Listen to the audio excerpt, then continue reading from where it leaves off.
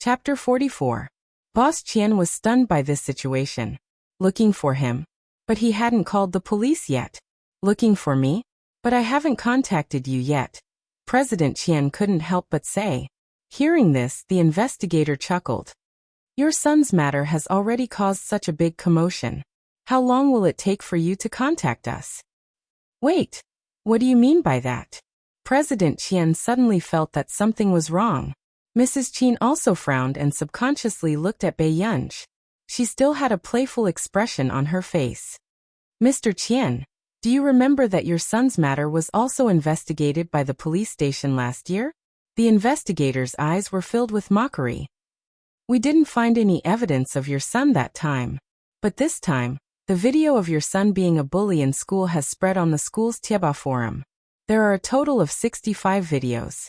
Your son really doesn't do anything good in school. How is this possible? President Qian's face turned pale and his body froze. It's on the trending searches. Take a look for yourself on the way. The investigator looked at his watch. As his guardian, you should cooperate with the investigation now. It was indeed strange to talk about this matter. That trending search was ranked first after the top 3. Later, they wanted to take it down first to avoid aggravating the public's feelings, but the entire list was like a bug. They couldn't move it at all. As for the school's Tieba forum, they couldn't delete it even after contacting the administrator. This matter must have been caused by Qian Jinye provoking someone he shouldn't have. He had kicked an iron board. In those videos that were posted, only the images of the victims were mosaicked. Qian Qingjuan's face was so clear that it was difficult to deny. Comrade, is this really not a misunderstanding? My son's matter last year has already been closed. The investigator sneered, his eyes cold. Closed? That child is still lying in the hospital. You think you can get his life back just by compensating him with some money? Hearing this, President Qian's mind was in a mess. His gaze happened to sweep across Bai Yunji. His eyes were bloodshot as he said fiercely, You did it. Am I right? What nonsense are you talking about? Qin Lang's face was cold as he stood in front of Bai Yunji. Comrade, it's her. She's definitely the one who harmed my son. She sent my son to the hospital today. She should be the one to be arrested. Mr. Qian only had one son, and he doted on him a lot. How could he bear to see his son go to jail? When the investigator saw Bai Yunji, he couldn't help but frown. Was Qian Jinye crazy? How could a high school student have the ability to hack the entire internet? Classmate, was it you who sent Qian Qingjun to the hospital? The investigator picked one that was still possible. Yes. Bai Yunji's red lips curled up calmly. Qian Qingjuan's injuries were not serious. In fact, the most he would receive was financial compensation. However, just as everyone was still in a daze, another voice suddenly sounded from the door. Classmate Pei hit him because he wanted to help me. Bai Yunji's fingertips moved slightly, and her charming and bright eyes moved to Chu Zhixing, whose face was flushed because he had run over. Brat, do you know what you're talking about? President Qian's face darkened. Chu Zhixing gritted his teeth and took off his school uniform shirt in front of them. The boy's fair skin was full of frightening bruises. I'm not lying. Chu Zhixing's expression was stubborn, and his fists were clenched so tightly that they were trembling. This scene made Mrs. Qin's expression change. She couldn't help but look at Bai Yunji. Chapter 45. The emotions in her eyes were complicated, as if she didn't expect that she would wrongly accuse Bai Yunji. You two brats. President Qian seemed to have been forced into a corner, and flew into a rage out of humiliation. President Qian, aren't you taking the Qin family too lightly? Qin Lang's gaze turned cold and threatening. President Qian's body stiffened. The Qin family was still not to be trifled with. As for Qin Mu's mother, she did not say anything after glancing at Qin Lang. The investigator asked the principal. Principal, what do you think of the rest of the matter? The principal quickly replied. Okay, sorry to trouble you. In the end, before President Qian left, his face was ashen as he glanced at Bai Yunji. When he saw her smiling red lips and waving at him, the taste of blood welled up in his throat. He was so angry that his brain swelled. After everyone left, Mrs. Qin pursed her lips and stood in front of Bei Yunj. Why didn't you tell me clearly? You believed me just because I said so? Bei Yunj looked at her calmly and chuckled. Mrs. Qin was stunned by her words. If there's nothing else, I'll go back to the classroom. Before Bei Yunj walked out of the principal's office, she heard Mrs. Qin ask in a deep voice. Are you not going home? My surname is not Qin. Where do you want me to go? Bei Yunj's tone was lazy, but there was no smile in her eyes. In the long corridor, Chu Zhixing tidied up his school uniform and immediately chased after Bei Yunj. He followed behind her at a distance, and Bei Yunj did not turn her head. Then, just as Chu Zhixing was wondering why he had walked here, he saw Bei Yunj in front of him climb over the 2-meter-high wall and leave the school. Chu Zhixing. 10 minutes later, Chu Zhixing, who had tried to climb over the wall, ended up in failure. He returned to class dejectedly. Class 7. Isn't Qian Qingjuan's matter too big? I heard from someone I know that all the videos taken by Qian Qingjun have been released.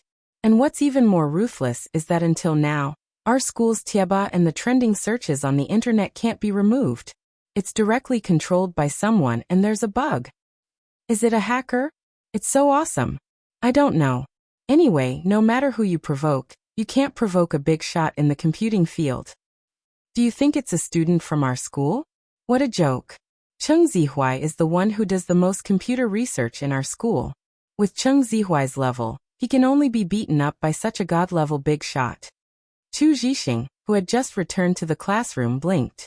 Bei Yunj's face inexplicably appeared in his mind. Could it be her? Chu Zhixing unconsciously clenched his fists. If he was really Bei Yunj, how long would it take for him to grow to that level? Outside the school, Bei Yunj leaned lazily against the wall, her posture unrestrained. Her eyes leisurely glanced at the trending topics, her fingertips jumping on the iPad screen. Not long after, unknowingly, the hot searches and the school's Tieba regained their order. When the bell rang, Bei Yunj's figure appeared in front of the students of Class 7. She threw the plastic bag in her hand onto Chu Zhixing's table and returned to her seat.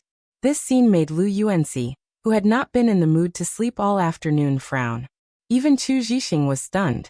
After opening the plastic bag, he found 2 bottles of Dita wine. He lowered his head and his expression could not be seen clearly. Thank you. Okay. Bei Yunj, who was sitting in front of Chu Zhixing, responded. She picked up her pen again and scribbled down the knowledge points of Year 2 physics. After Lu Yuanxi caught a glimpse of it, he suddenly felt a sense of crisis. Chapter 46. Then, just when the students next to him thought that Brother Lu would definitely show some concern for his new deskmate after waiting for so long, Brother Lu turned his head and took out a physics textbook from the back of the table. He then took out a piece of paper and a pen and quickly copied the physics punishment. If Bei Yunj handed in the punishment, and he didn't even move a single word, he would definitely be torn apart by that old man. Everyone looked at their new deskmates. Until school ended, Bei Yunj was still resting her cheek on her hand as she slowly copied the notes. Lu Yuanxi couldn't help but ask, "Are you not going home?" His hands were numb from writing. Bei Yunj didn't even look up. It's still early. Suddenly, classmate Pei, let me help you copy." Chu Zhixing mustered up his courage and asked. "No need." Bei Yunj's hand stopped. Then he capped the pen and prepared to go back. Seeing this, Lu Yuanxi also heaved a sigh of relief. Finally, he didn't have to copy anymore. "Aren't you going home?" Bei Yunj suddenly asked Chu Zhixing, which made Lu Yuanxi frown. Although this deskmate of his looked cold and arrogant and ignorant, wasn't he too soft-hearted? Chu Zhixing pursed his lips and looked at Bei Yunj, wanting to say something but hesitating. "Then I'll leave first." Bei Yunj said this and prepared to leave. "Classmate Pei, are you going home?" "Then I'll send you." Before Chu Zhixing could finish speaking, he heard Bei Yunj say lazily, "I'm going to the bar. Do you want to come?" Bei Yunj glanced at him, and the corners of his lips curled up slightly.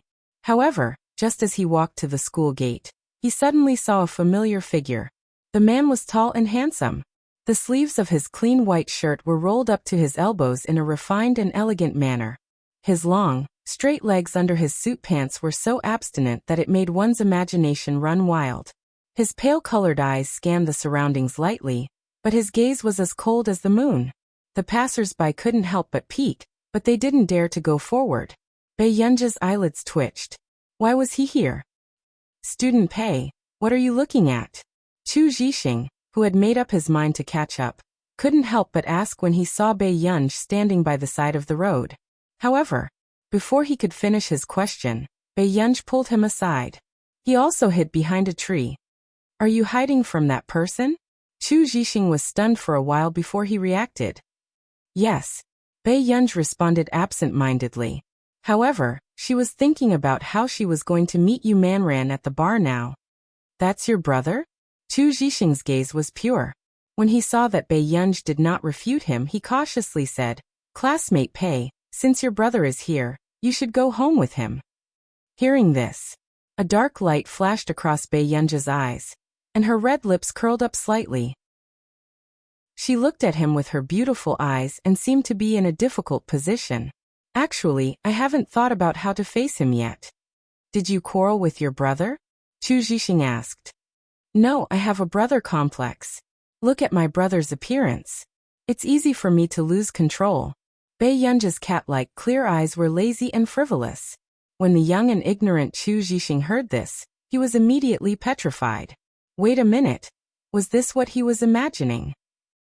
Classmate Chu, can you help me ask him to go back first? Bae-yunj curled her lips. When I've thought it through, I'll go back immediately. What do you think? Chu Zhixing glanced at Bae-yunj and immediately mustered up his courage and made up his mind. No.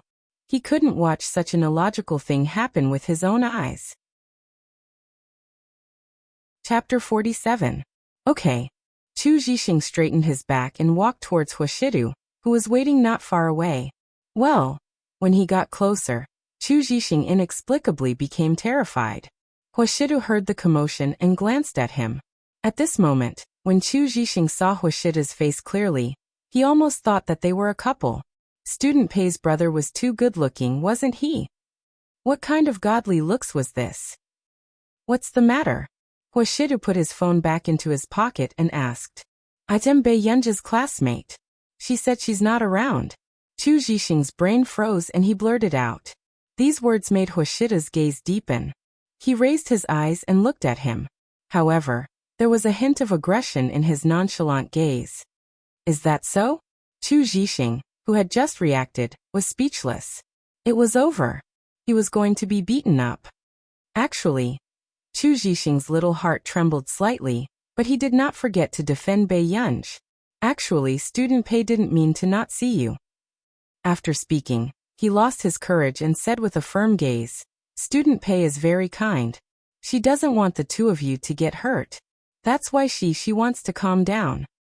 These words made Hoshidu take another look at Chu Zhixing. He smiled silently. Hurt each other? Student Pei's brother, you don't understand Student Pei's feelings for you. She really likes you. It's not the kind of love between family members. Chu Zhixing was immersed in his own world and felt more and more sincere. If you really like this sister, please take good care of her. As soon as he finished speaking, Hoshidu roughly understood what was going on. After a while, he chuckled softly. Then, Hoshidu put out the cigarette and threw it away indifferently. The corners of his upturned eyes were charming and his tone was playful and lazy. Where is she? I'll go and tell her now that she's actually adopted. Hearing this, Chu Zhixing's body trembled as if he had been struck by lightning. In an instant his brain froze. Bae-yunj, who was standing behind the tree, kicked a small stone in boredom. Suddenly, a figure appeared in front of her. Seeing this, Bae-yunj raised her head and was about to thank Chu Zhixing. However, she did not expect that the person she saw would be Hoshidu. She paused for 2 seconds before smiling brightly again. Brother, why are you here? The man's gaze fell on her unwaveringly. A short while later, Bae-yunj saw him leaning closer. The man's cold fingertips rubbed against her cheek in an ambiguous manner, and his thin red lips lifted slightly. His voice was seductive, as if it could stir the wind beside her ears. Me. Come and feel Yunyan's feelings for her brother. Bae-yunj froze. Then he immediately realized that the matter just now might have been exposed. I was just playing with my classmates. Big brother, are you here to pick me up? Bae Yunja's eyes curved, but she quietly avoided eye contact. Hoshida did not mind her small actions. He gently rubbed his fingers that were still warm. Okay. Was the little girl's face so soft?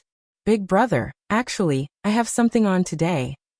Bae Yunj had promised Yu Manran that he would give her a demo today. Hoshidu took in her obedient expression. His laughter was low and hoarse, but it made one's eardrums itch.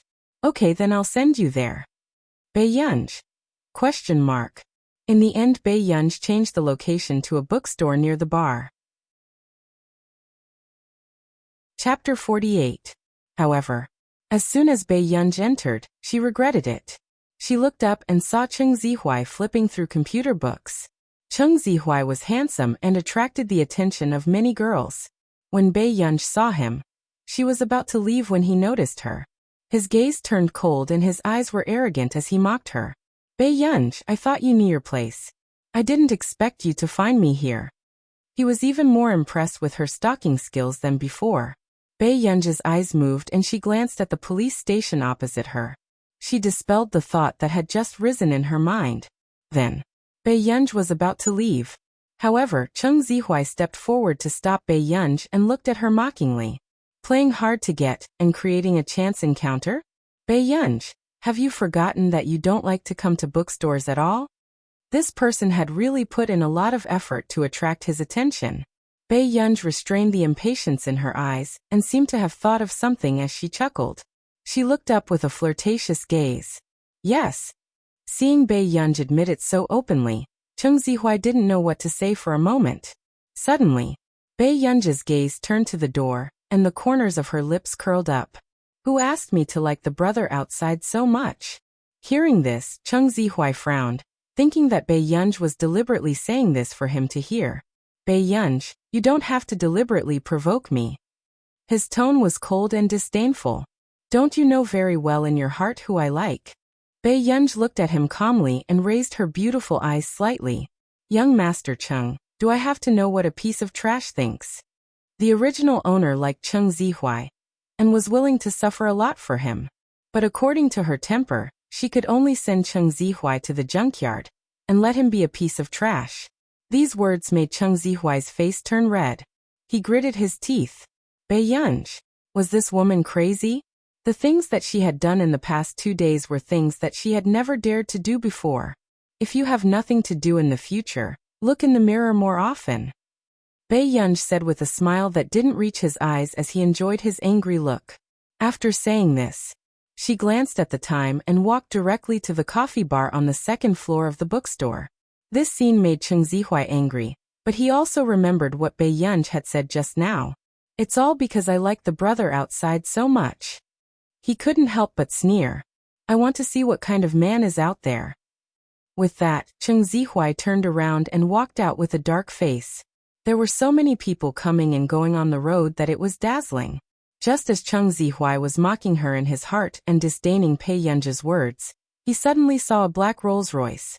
The man sat by the car window. His facial features were well-defined, and his posture was lazy and carefree. He couldn't hide his elegance. Coincidentally, just as Cheng Zihuai's body stiffened, Hoshida seemed to have sensed his gaze. His casual gaze exuded a faint sense of oppression, making Cheng Zihuai feel even more uncomfortable. Hoshidu was the first to look away. It was obvious that he didn't take Cheng Zihuai seriously.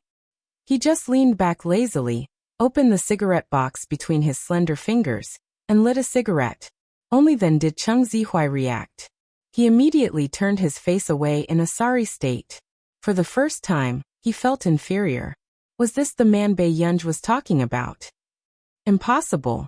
How could Bae Yunj know such a man? Chapter 49. Cheng Zihuai dismissed this thought, and told himself that it was just a coincidence that Bae Yunj was here. He took a deep breath and left the bookstore with a sullen expression. Meanwhile, Hoshidu, who was sitting in the car, was obviously waiting for someone for the first time. He raised his eyebrows slightly and tugged at his tie impatiently. Who did this young lady meet? Why did they have to talk for so long? At the coffee bar on the second floor of the bookstore, Yu Manran, who had walked in, felt strange. She thought that after she graduated from university, she would never appear in this place again. Miss Pei. Yu Manran found Bei Yunj. This is a demo. Listen to it and start arranging if you think it's good. Bei Yunj handed the Bluetooth to her. Yu Manran immediately took it. After listening to the demo for 40 to 50 seconds, surprise appeared in her eyes.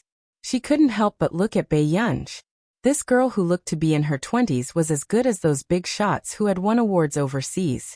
May I know who Miss Pei learned this from? Bei Yunj stopped what she was doing and returned to normal after a while. My grandfather. In her previous life, her grandfather was a famous musician both at home and abroad. However, he had taught her classical music. As for arranging pop music, she had learned it from a friend who was an artist. Yu Manran was envious. Miss Pei's grandfather must be a gentle and kind person. Otherwise, how could he have taught you to be so outstanding? Bei Yunj looked up with interest and smiled faintly. Because there's a feather duster on our piano. Yu Manran. It sounded like such a refined family, but why was it so down to earth? When Bei Yunj was young, she had always been unruly and unbridled. However, which elder could handle a good-looking and smart child? Especially a child like Bei Yunj who was bad and sweet-tongued. The terrible things she did always made Grandpa Pei so angry that his teeth itched, but he couldn't bear to really hit her. Soon, Yu Manran had decided on this demo, but before he could chat with Bei Yunj's phone vibrated. Miss Yu, please go back first. Yunj, can I add you on WeChat? Yu Manran asked a little embarrassedly. Sure. Bei Yunj reported a string of numbers and waited for Yu Manran to leave before answering the phone in the aisle of the bookstore. Yunj, your grandfather's condition has improved a little. He will return to the old mansion this Friday. Mr. Qin added. Grandpa wants to see you. It could be said that the old man was determined to go back to the old house only to see Bei Yunj. Otherwise he wouldn't cooperate with the treatment. This was because Grandpa Sheng had found out about Bei Yunj's hospitalization when he woke up. The old master was furious. Got it. I'll go. Bei Yunj said calmly and distantly. Mr. Qin seemed to be silent for a while. Jiao Jiao is going on a piano concert tour soon. The media will pay more attention to her family situation. Can you persuade your grandfather to let Jiao Jiao stay in the old mansion? Almost no one outside knew that as the eldest young lady of the Qin family, Qin Youjiao could only stay in a nearby hotel every time she returned to the old mansion. Because of that time, Mrs. Qin had reprimanded Bei Yunj for Qin Youjiao. The old master completely hated Qin Youjiao. Bei Yunj smirked and laughed recklessly. Do I look like someone easy to deal with? These words made Mr. Qin's expression darken and anger gathered in his chest. Do you know how much Jiao Jiao has lost when you came back? Chapter 50. Hearing this, Bei Yunj leaned against the wall leisurely and laughed. I don't want to know and don't make me unhappy. Otherwise, Grandpa will know whose biological father the head of that hospital is. Do you think Grandpa will chase Qin Youjiao away? Mr. Qin froze and anger gathered in his chest. Are you threatening me? He never thought that since when did Bei Yunj dare to resist him openly. Yes. If you don't want her to get lost, don't make me angry. Bei Yunj tilted her head lazily, her red lips curling up brightly and impudently. After leaving the bookstore, Bei Yunj looked up and saw the man by the car window. Her mood immediately improved. The two buttons on the handsome and dignified man's collar were unbuttoned. His fair and clean neckline followed the loose collar and fell into his sexy and muscular chest. His light gaze looked indifferent, but it was enough to make one's legs turn weak. Brother, my dear has fainted. When are you going to take responsibility? The bright and flamboyant girl had one hand on the window, her cat-like eyes shining as she rested her cheek on her hand and smiled. Huashidu turned around and saw the little girl lying by the window like a cat doing evil. His magnetic voice sounded with a low chuckle. The man's slender hand scratched the girl's chin lazily. Ask it why it bumped into me the moment it saw me. Bei Yunj's chin was scratched twice. Even the ruthlessness in her eyes that had just been suppressed disappeared inexplicably. She returned to the front passenger seat and changed the topic. Brother, did you wait for a long time? 47 minutes. The man said carelessly. Bae-yunj fell silent. Fortunately, a call came in from the man's phone and the atmosphere was no longer silent. Hwashidu pressed the answer button, his tone indifferent. What's the matter? Master Du, you haven't been to the clubhouse for a few days. Are you coming today? I'm not free. Hwashida's eyes were lazy and he did not feel guilty at all when he rejected her. What are you busy with? Master Du, let me tell you, the girls in the clubhouse are very pretty recently. Even if you don't touch them, you should at least come and take a look and relax. I'm picking up a little girl from school. With that said, Bae-yunj, who was beside him, glanced sideways at him and then turned to look out of the window. Her sudden obedient appearance made the man's thin lips curl up unconsciously. Even the noise in the earpiece didn't sound so annoying anymore. Master Du, isn't it a little boy? Shidu. He's not mine. Hwashida's words made the person on the other end to the phone call. Master Du, although I'm not a good person, we still need to have the heart to protect the seedlings. He really didn't expect that Master Du, who usually didn't get involved with women, would do everything in their power to enter the Hwa family. She hasn't even gone through puberty yet. She doesn't have any feminine charm at all. The things in your head are abnormal. You can change them as soon as possible. Hwashidu sneered and said indifferently. He smiled. So it's not what I thought. Master Du, come early. What trouble can a little girl have? The man let out a long laugh and said slowly, don't worry. Little girls don't know their place. Bae-yunj turned to look at him. Chapter 51. Even Hwashidu did not notice that there was a hint of indulgence in his casual tone. Master Du, you can even take care of such a child? The person on the other end of the phone seemed to be in disbelief.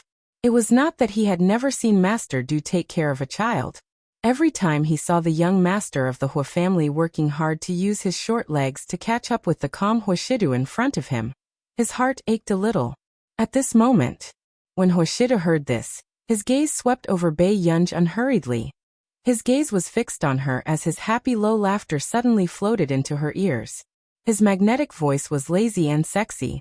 It's a little overwhelming. Bae-yunj. She had a feeling that this man was not human. At night, Bae-yunj had just fallen asleep when she was woken up by the dream of the past. The girl's forehead was covered in sweat. The last trace of embarrassment disappeared from her deep eyes as she gradually woke up. A few minutes later, she still got out of bed and washed her face. She walked to Hwashida's door and knocked. After a long while, the door opened. The man seemed to have just woken up. His cold eyes were filled with laziness. He was wearing a dark-colored nightgown. The half-open collar revealed his firm and sexy chest, and his belt was loosely tied. The man's Adam's apple moved. His voice was hoarse from waking up, and his eyes were deep. It was even more deadly than usual. Bae-yunj reacted and asked with a smile, Brother, did you sleep well? The man lifted his eyelids and his hoarse voice sounded. It was hopelessly sexy. Are you planning to tell me that the air conditioner in your room is broken? She had really met an expert. The girl in front of him was silent, as if she was planning to return to her room obediently. Hwashidu noticed that the girl's beautiful eyes were abnormally red. She no longer had her usual smile. He spoke again. Can't sleep? Yes. Bae-yunj was about to turn her head when she heard this. She looked up at him again. At this moment, Hwashidu suddenly remembered how Bae-yunj slept soundly on his lap last time. He seemed to understand. The corners of his thin red lips curled up as he deliberately teased her. You can't sleep, so you came to me to play hooligan? For a moment Bae-yunj couldn't refute. Her beautiful eyes moved. Suddenly, Hwashidu said, Try changing rooms with me? Bae-yunj glanced at him subconsciously. When she came back to her senses, she nodded. Next, just as Bae-yunj was caught off guard, the man pinched her face frivolously. There was a hint of punishment in his tone. You came to knock on my door dressed like this? Don't think that I don't bully you. The corners of his upturned eyes were seductive, and his nonchalant look made her blush even more. It was only when the man's eyes moved away indifferently and left his room that Pei Yunj finally realized what was going on. She glanced at her pajamas that she had forgotten to button properly. However, she only reached out and touched her chest. The corner of her lips curled up. Something really happened. When this man flirted with her, it was too intoxicating. After entering the room, Pei Yunj couldn't help but glance at the decorations around her. It was just like Hoshida's style. It was simple and clean. There was even red wine on the table under the floor-to-ceiling glass window. It seemed to be used by men to help them sleep. Pei Yunj had just laid down on the bed when the original owner's faint, cold and pleasant scent invaded her senses from the dark gray pillow blanket. It was inexplicably reassuring. Not long after, Pei Yunj felt sleepy. But then, she didn't know which insensible person had called her in the wee hours of the morning. Chapter 52. Pei Yunj took a deep breath, suppressing the coldness in her eyes as she took the phone from the bedside table. "What's the matter?" Her slightly cold voice did not sound like she had a good temper. Inexplicably, Marcus, who was on the phone, felt frightened. "There's a young man in the same city as you recently. He's quite experienced, and I want to find someone to guide him." "Miss Pei, aren't you short of money? Why don't you guide him?" "No," Pei Yunj said coldly. "He's very rich. I wonder if you know him? He's the heir of the Chung Corporation, Chung Zihuai." Marcus immediately explained and tried to please her. Of course, he did not care about this bit of money, but he knew that Pei Yunj was short of money. Anyway, regardless of whether she stayed in their research institute or not, the big boss could not be provoked. If he could please her, he would please her first. At this moment, Pei Yunj sneered when she heard this familiar name. She smirked and said in a mocking tone, "Let him wash up and sleep." With that said, Pei Yunj hung up the call. In another country, in the research institute, Marcus was perplexed. The big boss's temper was indeed hard to understand. "How is it? What did the big boss say?" The woman beside him could not suppress her excitement. "Big boss, let him wash up and sleep." Marcus's eyelid twitched. The woman was silent for a moment before she said, "Then forget it." Anyway, it was to find a chance for the big boss to give money. Marcus said worriedly. The big boss's tone just now didn't seem too good. "Why?" The woman froze. At this moment, the researcher at the table next to them chuckled. "In their country, it's midnight now." It was over. Marcus glared at him. "Why didn't you say so earlier?" The next day, Qin Yojiao was practicing the piano in the school's piano room. The smooth piano sound made people's mood gradually improve. After Qin Yojiao finished playing, Chung Zihuai looked at her and asked with a smile, "Is this a new piece?" "Yes, how do you feel?" Qin Yojiao's eyes were filled with confidence. It had to be said that Qin Yojiao was very talented in this aspect. It was no wonder that people outside said that Qin Yojiao was a talented young pianist. "It's very nice." Chung Zihuai smiled and reached out to scratch her nose again. "Zihuai, are you still unhappy because the people from the Foreign Research Institute didn't accept you?" Qin Yojiao saw that there was still coldness in his eyes. "The people from the Research Institute said that they have an external researcher in our city. I wanted him to take me, but he refused." Chung Zihuai was a little cold and frustrated. He had never suffered any setbacks in the field of computing. Even the computer science teacher he hired thought that he would be able to shine in the future. However, the external researcher did not even give him a chance. Does it have to be him? Qin Yojiao's tone was arrogant as she snorted. "What right does he have to look down on others? If he's the same age as you, Zihuai, his talent is definitely not as good as yours. I heard from the vice president that this external researcher is very impressive. Everyone in the institute treats him like a treasure." A dark and determined look flashed across Chung Zihuai's eyes. "I must make him accept me." Hearing this, Qin Yojiao said arrogantly, "All right.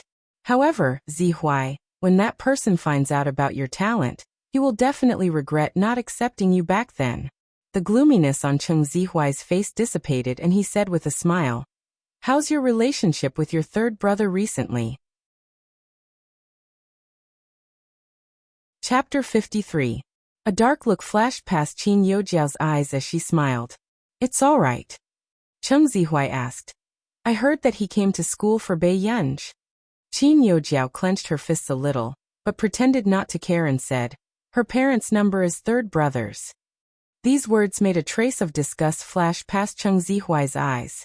Did Bei Yunj want others to know about her relationship with the Qin family so much?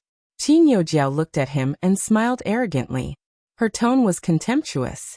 Don't worry, I'll let everyone know that the Qin family only has one irreplaceable Qin Yojiao. What could Bei Yunj do? She was lousy in every way and could only be a joke. At this thought, Qin Yojiao suddenly smirked and opened her social media app to post a status. Qin Yojiao, it's a new song, cute. Not long after she posted it, some fans congratulated her, and some even Qin Lang. Crush Qin Lang, our sister's tour is about to start. Promote it quickly. Sister is too good. She's omnipotent. Aren't you going to prove your nickname of the crazy sister doting demon? Doghead, crush Qin Lang. Jiao Jiao, look at me. I'm your third sister-in-law.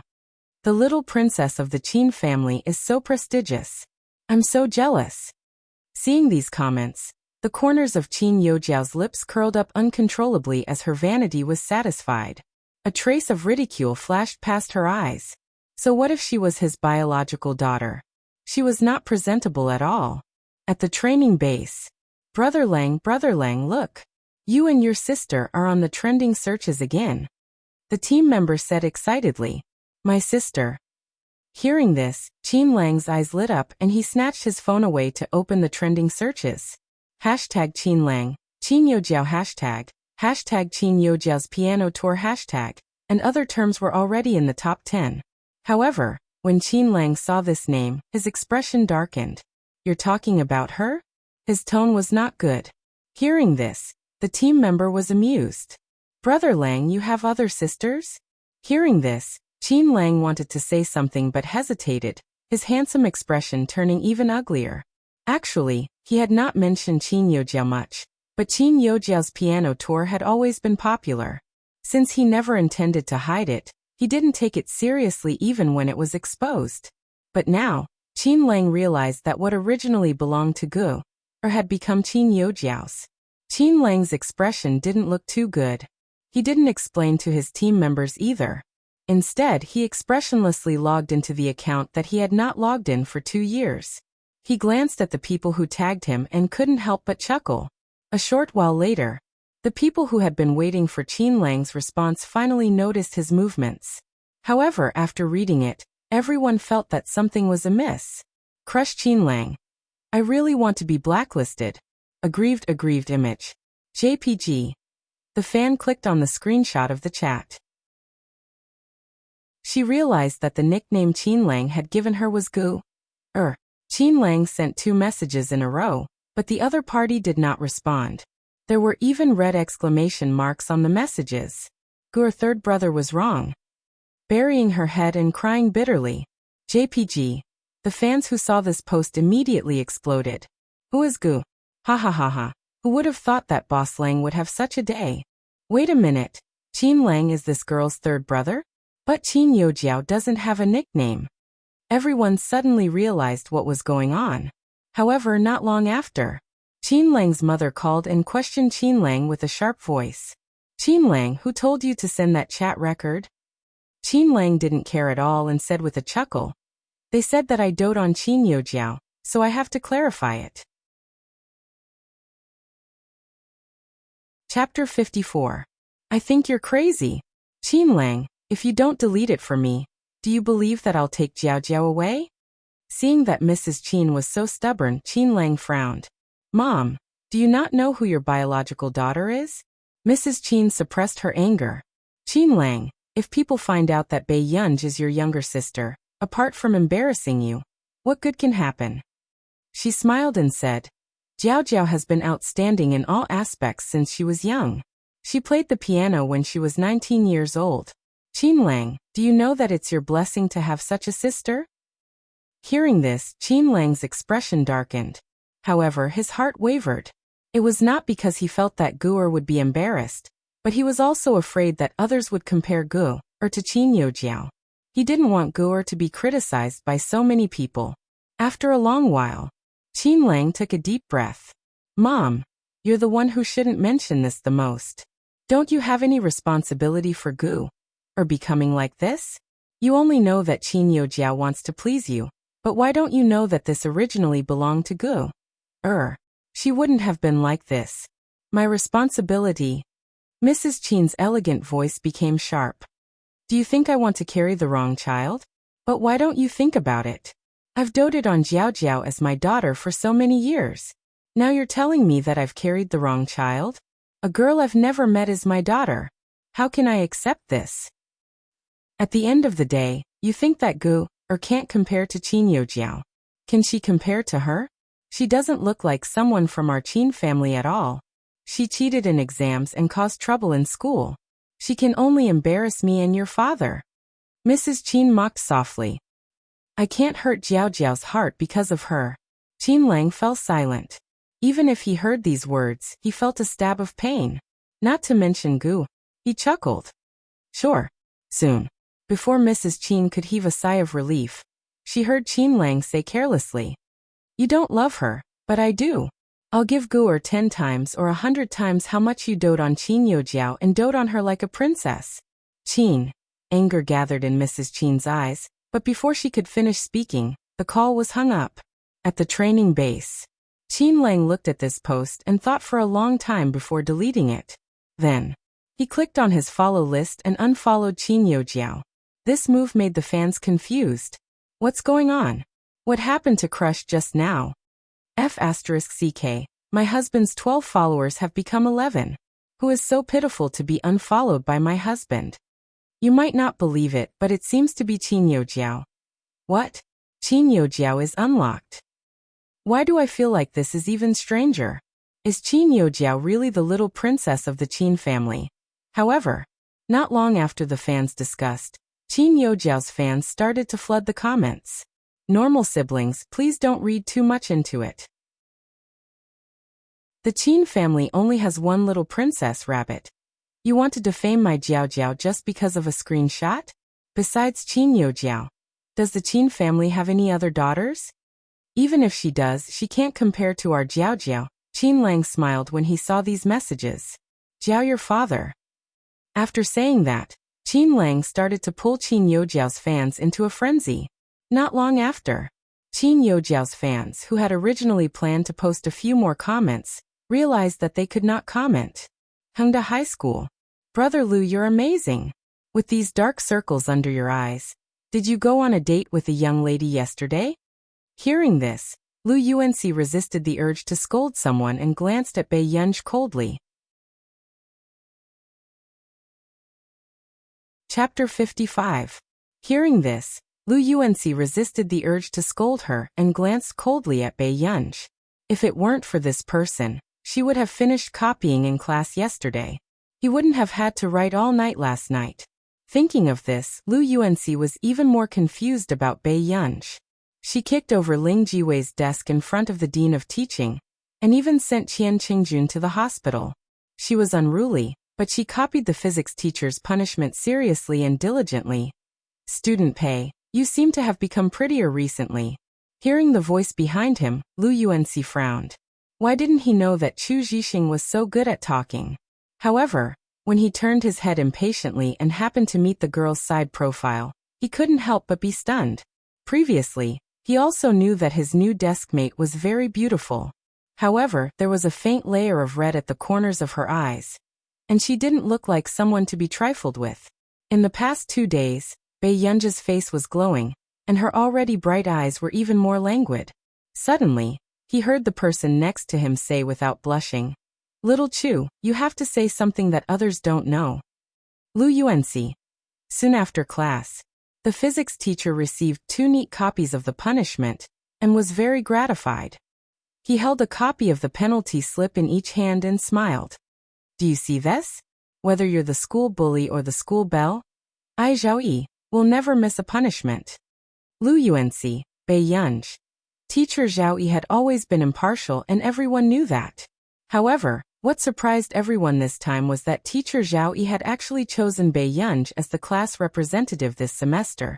All along, teacher Zhao Yi's class representative had always been the one with the highest score in the class. This made the girl who had been the physics class representative for a year and a half suddenly have a bad expression on her face. She looked at Bei Yunj again. After class, the girl walked up to Bei Yunj unhappily. Then, before the girl could see clearly, Bei Yunj stuffed the iPad back into the drawer. The girl suppressed the gloominess in her eyes and said with a fake smile, "Student Pei, if I have any physics questions in the future, can I ask you for advice?" In fact, everyone could roughly guess Bei Yunj's results. She came from the worst high school in the city. It was already good enough that she could keep up with their school's progress. How could she be a top student? Dream. She asked Bei Yunj this question. "What do you think?" Bei Yunj smirked and looked at her calmly. As to say, the girl's eyes met Bei Yunj's unconsciously, and she immediately froze. It was as if all her thoughts were seen through. The girl to be. At this moment, Bei Yunj had already picked up the extracurricular book on the iPad. She laughed leisurely and walked out of the classroom. She did not have the time to waste on arguing with a high school student. After U to B, Ling to B to Bei, to the Ling to, T2, T to B to Teat. She cheated in the exam and relied on her family to get into our class.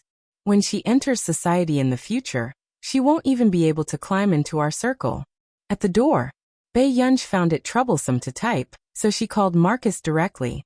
"Miss Pei, why are you calling me?" Marcus couldn't suppress his excitement. "Did you just say that you know the Medical Research Institute?" Chapter 56. Bei Yunj's eyelids twitched. How professional are they? They're definitely the best in the world. You'll know just by looking at their hairline, ha ha ha. Marcus touched his lush short hair and couldn't help but gloat. "Are there any neurologists?" Bei Yunj asked. The original owner's grandfather had an intracranial tumor. Although she was not the original owner, she was living in her place now, so she would naturally think of ways to make up for the original owner's regrets. Of course, the neurologists who won the highest medical award previously were from their research institute. With that said, Marcus could not help but ask, "However, that guy only performs 10 surgeries a year. No one can break his rule." "Why?" Hearing this, Marcus said with a smile, "This guy is simply a lunatic. He's focused on research and doesn't like to repeat the same surgery." He then asked, "By the way, Miss Pei, you should know some medicine, right?" The paper Bei Yunj submitted that time had a lot of medical knowledge. Even the people from the Medical Research Institute next door felt that this was a ruthless person after reading it. "I studied a little in university," Bei Yunj said with a smile. "Can you help me send the thing I gave you last time to that neurologist's? This is a project that can be implemented. As long as he wants, I can send him the follow-up at any time." In her previous life, Bei Yunj had been influenced by physics and computing because of her mother since she was young. So when she was in the junior class, she majored in biomedical engineering. Using computer technology, she had developed a medical detection machine that was popularized by many hospitals. Marcus sucked in a breath of cold air and realized that he had really found a treasure. Send the follow-up at any time? Didn't this mean that the experiment had been successful? He calmed down. "Okay, Miss Pei, don't worry. I'll pass it on for you." "Thank you." Bei Yunj's lips curved. "No need, it's my duty." Marcus was overjoyed that such a talent could be produced in the Computing Institute. Unfortunately, this big boss did not plan to emigrate. After the chat, Bei Yunj had just hung up the call and was about to leave when she bumped into Cheng Zihuai. Cheng Zihuai was here to look for Qin Youjiao and did not expect to bump into Bei Yunj in the corridor. He subconsciously glanced at the book in her hand. It was an English book about computers. Cheng Zihuai's cold eyes showed a hint of mockery. And she still said that she didn't deliberately play tricks on him? Bei Yunj knew that he was interested in computer science. If it wasn't for him, would she be able to understand such a difficult professional book? "Bei Yunj, I can't even understand the book in your hand." Cheng Zihuai sneered and looked at her. Bei Yunj pursed his lips and sized up Cheng Zihuai with a faint smile. With this level of skill, he wanted her to guide him? Baiyunj laughed. Is there a need to expose your IQ? Immediately, Cheng Zihuai's face darkened. No wonder the Qin family had always looked down on her. As the biological daughter of the Qin family, Baiyunj was nothing compared to Yu Jiao. He only knew how to cheat. Cheng Zihuai's expression gradually returned to normal. He tidied up his sleeves and said coldly, Baiyunj, no man will like your scheming methods. Baiyunj had been found fault with by Cheng Zihuai several times and had long lost her patience. The corners of her lips suddenly curled up, and she raised her eyes slightly. She was bright and arrogant. Methods? Are you worthy? Chapter 57. These words made Cheng Zihuai's expression darken, and his gaze was so dark that he looked like he wanted to strangle Baiyunj to death. Baiyunj, don't think that you can be so arrogant just because you have the Qin family. He gritted his teeth and said. Baiyunj snorted and hugged the book in her arms calmly as she asked slowly, Do I need the Qin family to be arrogant? The girl's eyes were eye-catching and beautiful, but they made people feel that she was impudent. These words made Cheng Zihuai's face turn red and he was speechless. It was only after Baiyunj left that Cheng Zihuai took a deep breath to calm himself down. He looked at Baiyunj's figure and ridicule and coldness gradually appeared in his eyes. Forget it, he didn't need to be calculative with such a person. Compared to Qin Youjiao, who had been nurtured to be talented and beautiful since she was young, Baiyunj was indeed the shame of the Qin family. No wonder she was not doted on by the Qin family. For 2 days, Baiyunj was perfecting the project and waiting for the neurologist's reply. Until Friday, Baiyunj suddenly remembered that she had forgotten to tell that person about this. After class, Baiyunj called Huashidu when there was no one around. In the Hua Corporation, the handsome and dignified man had just finished a meeting, and the atmosphere in the meeting room was still tense and cold. It had to be said that every internal meeting of the Hua Corporation was like a trial. It was soul-stirring. After everyone had left, the man heard his phone vibrate and his cold, pale-colored eyes glanced at the caller ID on the screen before he picked up the phone and answered the call. He asked carelessly, Child, are you calling me during class? Class just ended. Baiyunj said, Brother, I'm going home today. Go home? My grandfather just came back from the hospital. I plan to visit him. Sure. With that said, before Baiyunj could hang up, Huashida heard him ask again. Oh right, Yunyan. How were your results for the monthly exam? Baiyunj was speechless. In the end, when she hung up the phone, it ended with Baiyunj telling her that she had to study at home over the weekend. Huashidu, who was sitting in front of his desk, thought for a moment before calling Qinyu, Qin family's old residence. Before old Master Qin was brought back, Mother Qin had already changed into a dark purple cheongsam. She was dressed dignified and elegant as she waited. Mom, when Grandpa comes back this time, will he be like before? Hiding the unwillingness in her eyes, Qin Youjiao's fingers sank even deeper into her palms, clenching them so tightly that her fingers turned white. In the past, old Master Qin doted on her and treated her like his own granddaughter. However, ever since Baiyunj returned, old Master Qin had been biased towards Baiyunj. He even forbade her from living in the old mansion because of Baiyunj. Thinking of how she could only stay in a nearby hotel every time she returned to the old mansion in the past 2 years, the jealousy and hatred in Qin Youjiao's heart grew stronger. How could Baiyunj compare to her? She was clearly a trash. However, the old man was stubborn and valued blood relations very much. Don't worry, Grandpa doted on you back then. Looking at Qin Youjiao's appearance, Mrs. Qin could not help but feel sorry for her. She immediately comforted her. However, Grandpa cares more about blood relations. But as long as Jiao is filial, how can Grandpa be so heartless? Hearing this, Qin Youjiao's tone was aggrieved. Really? Mom, third brother doesn't seem to dote on me anymore. Will you? Silly child, you'll always be Mom's daughter. Chapter 58. Then Mrs. Qin picked up the gift box beside her and handed it to Qin Youjiao. I asked a friend to buy this from overseas. Your grandfather will definitely like it. When the time comes, just tell Grandpa that you bought it. Do you understand? Hearing this, a dark look flashed past Qin Yojiao's eyes and she looked up to ask, Mom, is this very expensive? More than 2 million. Mrs. Qin caressed Qin Yojiao's head lovingly, unable to hide the love in her tone. Jiao, don't worry. With me around, I will definitely make grandfather value you again. Besides, my daughter is so outstanding. Thank you, Mom. Qin Yojiao was extremely touched and hugged Mrs. Qin excitedly, but she hid the smugness and disdain in her eyes. So what if Bei Yunj was the Qin family's biological daughter? In the end, all of this could only be hers. At this thought, Qin Yojiao's mood improved a lot. On the other hand, Mrs. Qin had been envied by many wealthy ladies because of Qin Yojiao's piano tour recently. They praised her whenever they saw her, making her complexion rosy. A dark look flashed past her eyes. No matter what, she had to protect Jiao. Otherwise, when others found out that Bei Yunj was her biological daughter in the future, she would lose a lot of face. Soon. At the door, Mr. Qin and Qin Lang were supporting a thin old man on both sides. Seeing this, Mrs. Qin immediately grabbed Qin Yojiao's hand and went forward with a smile. Dad, you're finally back. Hearing this, old Master Qin only glanced at her calmly before his eyes swept past Qin Yojiao. He froze for a moment before his expression darkened. Where's my gur?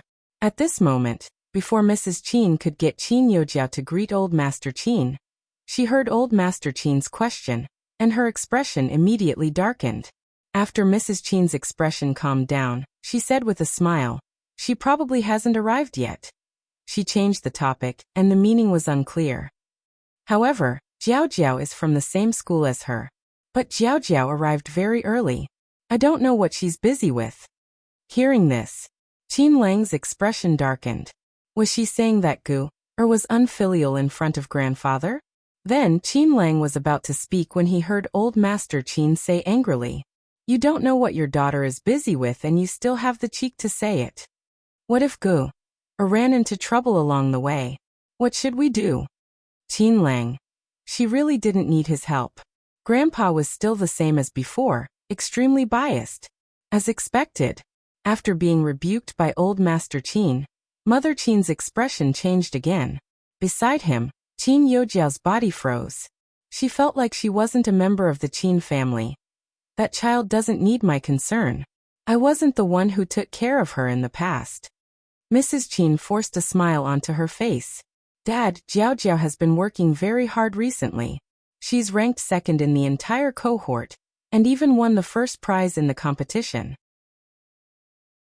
Soon there will be a steal. Lang, hurry up and give Gur a call. Ask her if something happened to her. Old Master Qin turned his head and said worriedly to Qin Lang. If she gets bullied, she definitely won't say anything. This child has always treated himself as an orphan. For a moment, the atmosphere was silent. Mr. Qin and Mrs. Qin looked even more embarrassed and speechless. Other than old Master Qin, no one dared to say such a big truth. Qin Lang held back his laughter and nodded. In front of the Qin couple and Qin Yojiao, he called Bei Yunj. No. Suddenly, a sound came from the door. Chapter 59.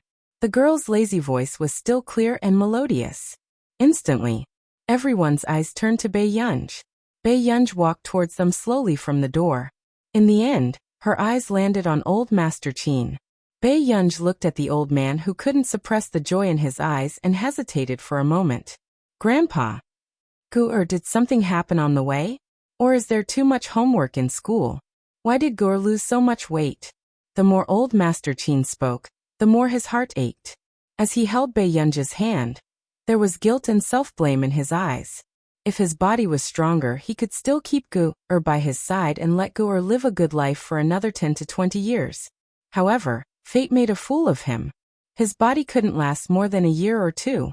If he left, the person he was most worried about was Gur.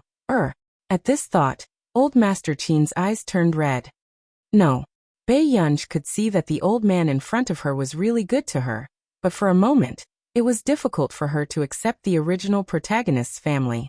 After a while, a faint helplessness appeared in Bei Yunj's eyes and she said with a soft laugh, Grandpa, I fell asleep during self-study just now. so I didn't come in time. Hearing this, Qin Yojiao's expression was contemptuous and a mocking smile appeared on her lips. She fell asleep during self-study? How long could such a person stay in Hengda? Not only Qin Yojiao, Mr. Qin and Mrs. Qin also frowned unconsciously. They didn't expect Bei Yunj to be so ignorant and incompetent. She even slept in class. However, when old Master Qin heard this, he pulled Bei Yunj's hand with a smile and walked into the hall. That's good. As high school students, we have to know how to strike a balance between work and rest. Hearing old Master Qin's biased words, Mrs. Qin felt uncomfortable and said with a frown, Jiao Jiao has to do exercises after a day of class. Sleeping in class. If she can't even get into university in the future, won't she be a joke? The moment she finished speaking, Mother Qin felt old Master Qin's cold gaze, and immediately shut her mouth. Then old Master Qin laughed coldly. Who dares to laugh at my granddaughter? The inheritance that I, Qin Kaming, leave behind is enough for my granddaughter to be happy for the rest of her life. These words made the Qin couple's expressions darken. Qin Yojiao was burning with jealousy, her expression unwilling and resentful. This damned old man, he wasn't biased at all. His heart was clearly running behind Bei Yunj. Old Master Qin was too lazy to pay attention to the three people beside him. Instead, he said to Bei Yunj kindly, Good grandson, our family doesn't lack money. If you can't pass the exam, then so be it. In the future, your three brothers will support you. If they don't raise you, I'll break their legs. If it was in the past, Qin Lang would have scoffed. But now, Qin Lang's handsome face was full of caution as he looked at Bei Yunj's side profile. As long as Guer is willing, third brother will transfer all the money to Guer's bank account. Qin Yojiao's face turned green when she heard what Qin Lang said. Qin Lang's attitude towards Bei Yunj now was even more doting than before. Hearing this, Qin Yojiao bit her lip and tried her best not to lose her composure. Suddenly, Qin Yojiao pulled Mrs. Qin's hand, her expression dark. Mom, should I not have come here? Mrs. Qin's heart immediately ached and she immediately held Qin Yojiao's hand, and said to old Master Qin, Dad, Jiao Jiao has a gift for you. Jiao Jiao has prepared this for a long time to show her filial piety.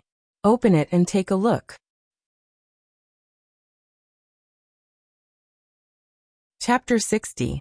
With that said, Qin Yojiao was about to hand over the gift box in her hand when she heard old Master Qin say calmly, Guer just finished school and must be hungry. Let's prepare to eat first. With that said, old Master Qin pulled Bei Yunj and sat on the side of the main seat. Usually, only the juniors that the elders liked the most had the chance to sit in this seat. Seeing this, Qin Yojiao's eyes darkened and her nails almost scratched her palm. Mrs. Qin could not help frowning. Dad, Ting used to sit in this seat. How can you let her? Guer sit here? However, hearing this, old Master Qin was still unhappy. He was expressionless. In that case, Guer will sit in the main seat. I'm an old man, so I can just move a stool and sit beside Guer. Mr. Qin immediately said, Dad, you're joking. There's nothing particular about this seat. Whoever you want to sit beside you can sit beside you. That's more like it. Old Master Qin snorted coldly and pulled Bei Yunj's hand to sit down. Seeing this, Qin Yojiao's eyes turned red with jealousy. Even when she was most doted on in the Qin family, she had never received such treatment. Qin Yojiao felt unbalanced and Mrs. Qin's expression did not look good either. There's still some time before dinner. Dad, why don't you take a look at Jiao Jiao's gift first? Mrs. Qin said persistently. Hearing this, old Master Qin furrowed his eyebrows. Qin Yojiao took this opportunity to place the gift box on the table and opened it gently. Inside was an early foreign silver ornament. It was not so expensive that it would make old Master Qin suspicious, nor would it be cheap. What was more important was its rarity. Mrs. Qin knew very well that old Master Qin had always liked foreign silverware. You bought this? Old Master Qin looked at Qin Yojiao. The price isn't low, right? Qin Yojiao lowered her head and nodded. But Grandpa likes it, so it's worth it no matter how expensive it is. Soon, old Master Qin sighed. He had watched this child grow up, and she was indeed filial. However, Mr. and Mrs. Qin's preference for Qin Yojiao had indeed angered old Master Qin back then. This caused Old Master Chin to fly into a rage. Thank you. Old Master Chin was still indifferent. Seeing this, Mother Chin smiled and said, Jiao Jiao has always been sensible. Then she asked casually, Gur, what did you buy for Grandpa? Bei Yunj looked up and met Mrs. Chin's eyes calmly. This made Mrs. Chin feel inexplicably guilty. Bei Yunj said calmly, I didn't buy it. Hearing this, mockery surfaced in Qin Yojiao's eyes. Mrs. Chin added, Your grandfather just came back. Aren't you going to buy anything for him? Enough. Old Master Chin frowned. Being healthy is the best gift to me. After saying that, before Mrs. Chin could retort, she heard Qin Lang ask leisurely, Mom, how much living expenses have you given Gur? Mrs. Chin choked on her words and her expression changed. What? Does Gur have any living expenses? Old Master Chin's face darkened. Mrs. Chin immediately panicked. No. I've always asked the butler to pay for my living expenses. Qin Lang laughed and said carelessly. I fired the butler. He only gave Gur 2,000 yuan a month for her living expenses. The rest was taken by him. 2,000? Old Master Chin slammed the table and stood up. He was so angry that he was dizzy and shouted at them, Are you her biological parents? Instantly Mrs. Chin and Mr. Chin panicked. Chapter 61. Dad, I don't know. I really don't know. Mrs. Chin immediately denied it, feeling even more annoyed. Why didn't Bei Yunj say something like this earlier? You don't know? You should be more concerned about Gur. How dare the servant bully Gur like this? Old Master Chin's vision turned black. Seeing that Old Master Chin was too emotional, Bei Yunj immediately held him. Grandpa, please sit down first. Bei Yunj helped Old Master Chin sit down, and took out a paper bag. Inside was a red scarf. Grandpa, you'll only be able to use this gift in about 2 to 3 months. Bei Yunj laughed and her beautiful eyes curled up. The original protagonist had prepared this scarf for Old Master Chin. However, she had only knitted half of it. Last night, when she was done with the rest of the project, she suddenly remembered. So Bei Yunj also learned from the video and took it apart and knitted it for the whole night. Why you knitted this for Gur? Old Master Chin could not help asking excitedly. I don't know if Grandpa likes it. I like it. Grandpa likes it too much. Gur made this herself. It's better than anything else. Old Master Chin took out the scarf and looked at it. He smiled so widely that his eyes narrowed before he carefully put it back into the bag. Seeing this, Bei Yunj's lips curved. The contract with the Computing Institute had just been signed, and the 3-month salary had not been paid yet. As for Yu Manran, she had paid the deposit first. However, this was not enough for her to buy a gift for the old master. So Bei Yunj planned to make up for it on Old Master Chin's birthday later.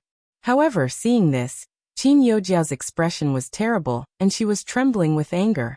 She had given the old master a gift of 2 million yuan, but it could not compare to Bei Yunj's scarf that was less than 200 yuan. Soon, Mr. Chin apologized. Dad, this is our negligence. We didn't know this would happen. You weren't negligent, you were heartless. Even a vicious tiger will not eat its cubs. Old Master Chin's words stabbed into the Chin couple's hearts. It made their expressions turn ugly. Qin Yojiao gritted her teeth in hatred and stared at Bei Yunj darkly. Why must Bei Yunj exist? If it weren't for Bei Yunj, she would be the only lady of the Chin family, and Old Master Chin wouldn't treat her like this. At this moment, however, Bei Yunj looked up and glanced at her playfully. Then he slowly poured himself a cup of tea. No one noticed that the girl who didn't even dare to raise her head back, then had a languid expression on her face. Every frown and every movement was graceful. Qin Yojiao clenched her fists and pretended to smile. Yunj, you've suffered. However, if Grandpa dotes on me so much, it's worth it no matter how much I suffer. After saying this, everyone thought that Bei Yunj would say a few words to express his gratitude. Unexpectedly, Bei Yunj only waited for the dishes to be served before slowly peeling the prawns. Then he placed it on the old man's plate. Grandpa, eat more. Our Gur is still the most sensible one. She's clearly spoiling Grandpa. The old man, who used to be ruthless in the business world, was now smiling amiably. He was so coaxed that he was on cloud nine. This scene made the expressions of the three members of the Qin family turn terrible. In the past, Bei Yunj was overly doted on. Now he even had the ability to coax the old man into a happy mood. Suddenly, a cheerful voice sounded from the door. I heard that old Master Qin is also here today. My father specially asked me to visit you. I don't know if I'm disturbing everyone. Hearing this, everyone looked at the young man who was walking over. Chapter 62. Old Master Qin and Mr. Qin knew the person who spoke just now. It was the heir of the Yu family, Yu Hanran, who often cooperated with the Qin family. He was handsome and charming, and he was also very popular outside. And the other person beside Yu Hanran was even harder to ignore. At this moment, Bei Yunj looked up and happened to meet that pair of pale-colored eyes. She was stunned. This was the first time she saw Huashida dressed so formally. He was dressed in an expensive black handmade suit, making him look even more tall and noble. His deep and cold eyes exuded a sense of nonchalance. At this moment, the man inadvertently looked at the young lady's stunned expression, and his lips unconsciously curled into a frivolous and casual smile. At the same time, Yu Hanran introduced, "Oh right. Old Master Qin, this is my friend, Huashidu." "Old Master Qin, I've heard a lot about you." Huashidu smiled. "Hua." Old Master Qin quickly reacted with a hint of disbelief in his eyes. "You're that person from the Hua Corporation." "Old Master Qin, if you don't mind, you can call me Shidu." Hearing this, Yu Hanran could not help but look at Huashidu. When did Master Du become so amiable? In the industry, he often met older generation partners. However, Master Du did not necessarily give them a chance to get close to him. All right. Please take a seat. Today is a family banquet. It's a pity that I didn't prepare a special reception for the two of you," Old Master Qin said with a smile. However, Old Master Qin also found it strange. In the past, the Yu family did not have much of a relationship with their family. Why would they suddenly visit them? Moreover, they actually met the heir of the Hua family. It's good that Old Master Qin doesn't mind me freeloading. Yu Hanran was obviously a talkative person and started to liven up the atmosphere. Bei Yunj also looked at Huashidu without hiding anything. She did not expect Huashidu to appear here. Unexpectedly, other than Bei Yunj, there was also Qin Lang, who had met Huashidu once. Wasn't this the man who had abducted his guer? However, Qin Lang did not show it, afraid that he would cause trouble for Bei Yunj. Suddenly, Mrs. Qin smiled and asked, "I wonder if Mr. Hua is married?" When Yu Hanran heard this, he seemed to have choked and started coughing. This Mrs. Qin was too bold. Did Huashidu still need her to worry about his marriage? Which of the top families in the country didn't want to marry into the Hua family? Moreover, this person was Huashidu. "No," Huashidu said. Immediately, Qin Youjiao's face flushed red. She did not dare to look at the man who had made her unable to look away the moment he entered the room. It had to be said that for girls of this age, such a handsome and mature man was simply a walking hormone. It was irresistible. "Oh, I see. Mr. Hua doesn't look that old. He and our Jiao." Before Mother Qin could finish speaking, she felt Old Master Qin's warning gaze. Then her voice stopped abruptly. She also felt uncomfortable. She couldn't possibly let Jiao miss out on such an outstanding man, right?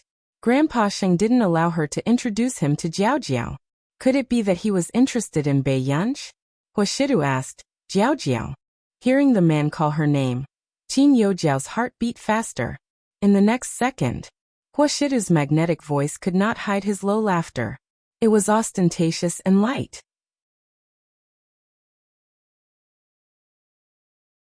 Chapter 63. Before Bei Yunj could pick up the food, she heard this. After that, the man's tone was neither fast nor slow. His lazy voice tickled her eardrums. However, older brother still likes union more.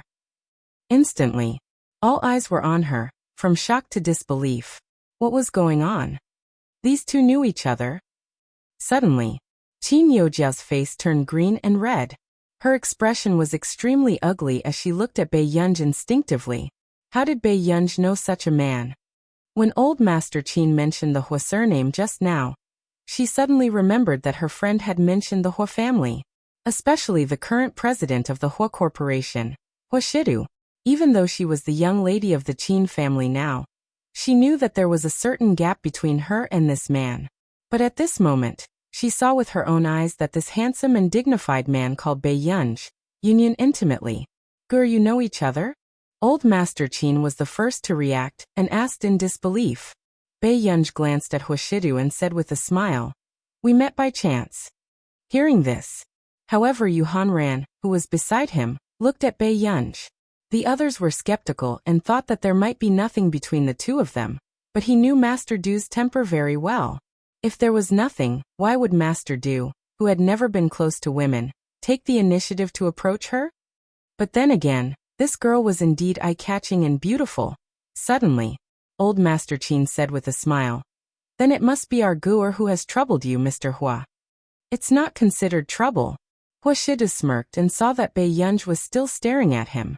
Suddenly, he chuckled faintly. His clear and magnetic voice was nonchalantly mocking. "Yunyan, you're not even greeting me when you see me?" Bai Yunj calmed down and looked at him with a smile. "Brother Shidu." The girl's voice was pleasant. It was not sweet, but it was inexplicably flirtatious. However, when she called him Brother Shidu, it made the man's eyes darken and hide all the light in them. His throat was a little itchy. No one noticed anything strange on Hua Shidu's face. However, Qin Yojiao could not help but speak up. "Mr. Hua, my name is Qin Yojiao." She blushed. "You can call me Jiao Jiao." Hua Shidu did not even bat an eyelid. He hummed perfunctorily, indicating that he understood. This completely different treatment made Qin Yojiao's face turn red and pale, as she bit her lip tightly. Why was this man so intimate with Bai Yunj? But when facing her, he was the complete opposite. When Mrs. Qin saw that Qin Yojiao's eyes were red, she immediately smiled and said, "A person like Mr. Hua must have been outstanding since he was a child. Our Jiao Jiao is the same. She won't lose to anyone in any aspect." Speaking of this, Mrs. Qin seemed to glare at Bai Yunj, who was beside her. However, she didn't notice that the man's gaze was turning cold. Mother Qin's words made even Yu Hanran frown. What's wrong with Mrs. Qin? She felt that the one called Jiao Jiao was her biological daughter. The other one was like Cinderella in her stepmother's house. "All right. What do you look like as the matriarch of the household?" Old Master Qin's expression darkened when he saw that Mrs. Qin could not wait to let Qin Yojiao get familiar with Hua Shidu. "I'm just afraid that Mr. Hua will be too bored here, so I let Jiao Jiao chat with Mr. Hua," Mrs. Qin said awkwardly.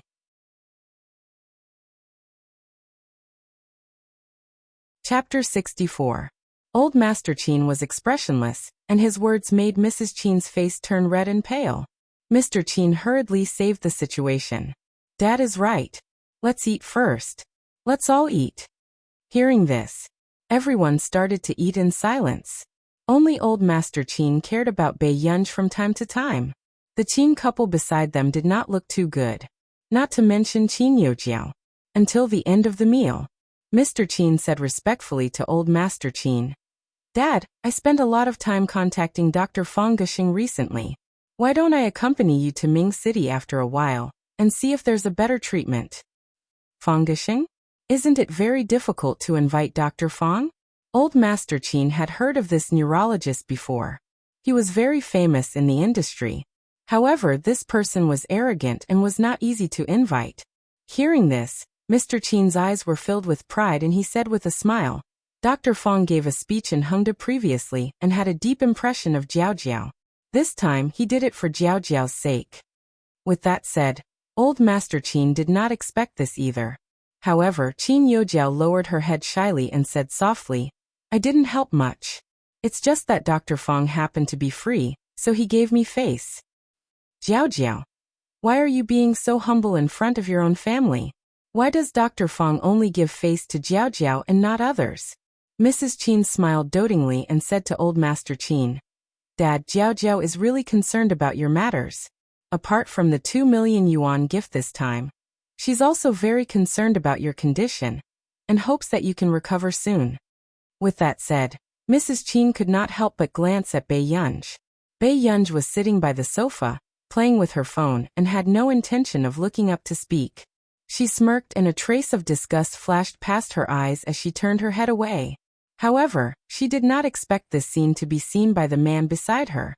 On the other side, Bei Yunj supported her head with one hand and saw a message. "Hello, Miss Pei. I'm Stephen from our nation's medical institute." Then, before Bei Yunj could click agree, she saw two more messages. "Sorry, I blacklisted Marcus 2 days ago. I only saw your project today. Stephen, I really like your project. Are you willing to cooperate with me?" Bei Yunj's eyelids twitched. She could tell that Mr. Stephen was quite anxious. She quickly agreed. "YG. This project has been completed. If Mr. Stephen likes it, I can give you a follow-up. However, I have an important relative who needs brain surgery. I wonder if Mr. Stephen can help?" At this moment, far away in an overseas research institute, Stephen's eyes lit up and he became excited. He quickly replied to Bei Yunj. "Of course. Any time is fine. However, Miss Pei, can you give me a medical record first?" This was a chance to get closer to the boss. They might even be able to secretly poach people from the computing institute into their medical institute. However, after reading Stephen's message, Bei Yunj thought for a moment and turned to ask Old Master Chin. "Grandpa, can I have a copy of your medical record?" Old Master Chin asked instinctively. "Gur, why do you want the medical record?" "Yunj, don't mess around. Jiao Jiao invited Dr. Fong to be the attending doctor for Grandpa." Mr. Chin frowned. Chapter 65. Bei Yunj looked at him. "Can Dr. Fong cure Grandpa 100%? Mr. Chin choked. Although Fong Gushing was a famous doctor in the field of neurology, he could not guarantee that he could cure Grandpa 100%. Back then, after Dr. Fong read Old Master Chin's medical record, he only said that he could try his best to let Old Master Chin live for a few more years. "If Dr. Fong can't, why don't you let other doctors try?" Bei Yunj looked at him calmly. "Bei Yunj, don't treat your grandfather's life lightly. What doctor can you know? Do you not even know about quacks without a doctor's license? Are you comparing yourself to Dr. Fong?" "Enough." Old Master Chin's face was livid as he glanced at them coldly. When Mrs. Chin moved her mouth and could not say a word, Old Master Chin asked the butler to bring the medical record over. Old Master Chin took the medical record and walked to Bei Yunj. He handed it to her and touched Bei Yunj's head. Old Master Chin's face was full of affection.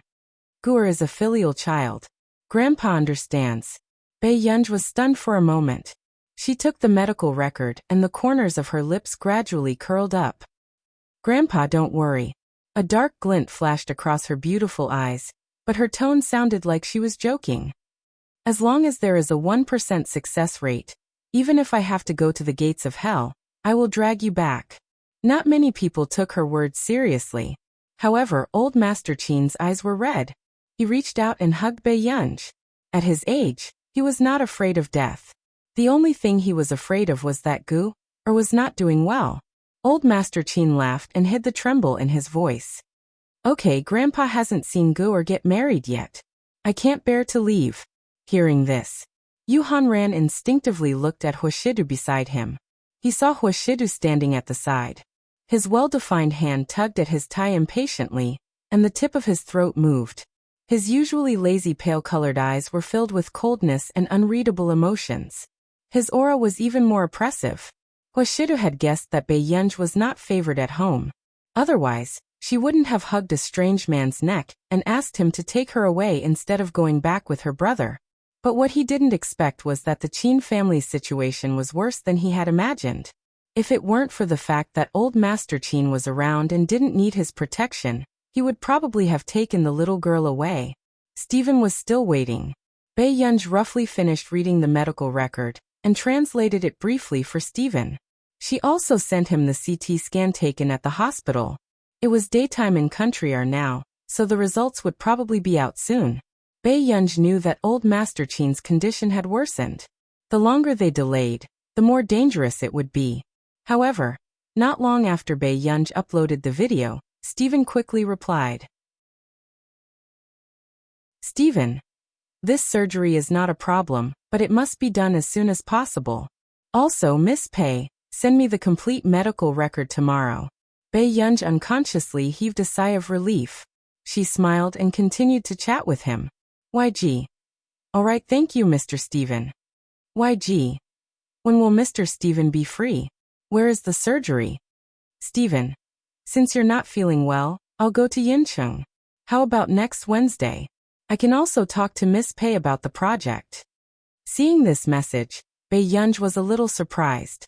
She knew that Stephen had placed her old master's matter first. YG. Okay, thank you very much. After chatting.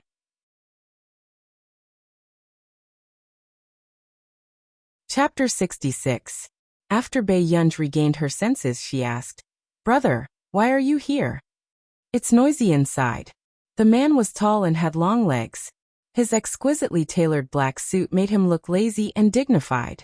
Just a casual glance from his pale-colored eyes could make one's legs turn weak. This was a mature aura that the boys in school could not compare to. Child, were you adopted? The man leaned closer and sized her up carelessly. His magnetic voice was low and sexy.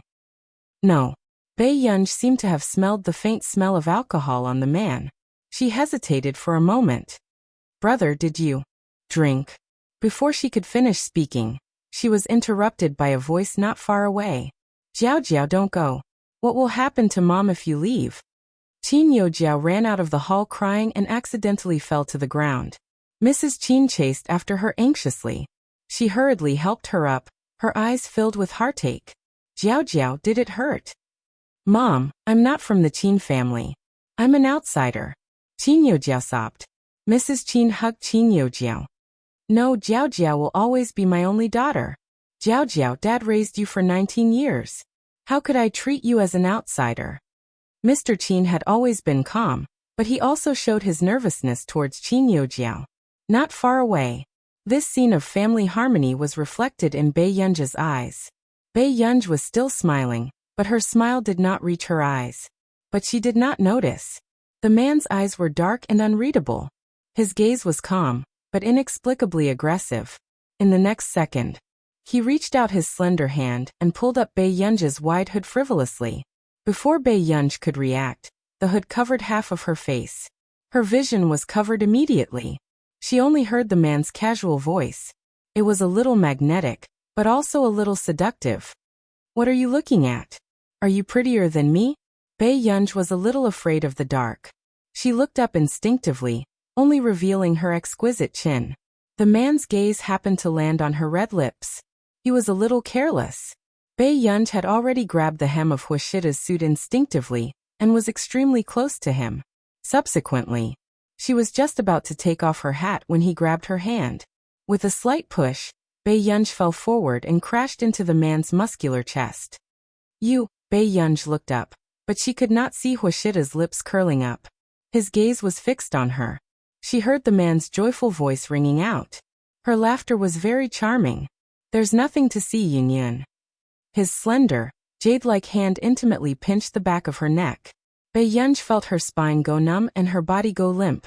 He almost lost his balance. What was wrong with this man today? She was seducing people endlessly. Not far away, Qin Yojiao had just been comforted by the Qin couple, and there was a smug look in her eyes as she tried to find Bae Yunj. However, he didn't expect to see Bae Yunj with a hoodie covering her head. She had just steadied herself with one hand on the man's waist. The elegant and handsome man stared straight at Bae Yunj. He seemed to be deliberately teasing her. The atmosphere was not heavy at all. She also didn't see Bae Yunj's disheveled appearance that she wanted to see. Instantly, Qin Yojiao's expression darkened even more. The jealousy in her heart surged and burned with jealousy. Bae Yunj used to care about the Qin couple's attitude towards her the most. But now, she was actually flirting with another man and didn't care at all?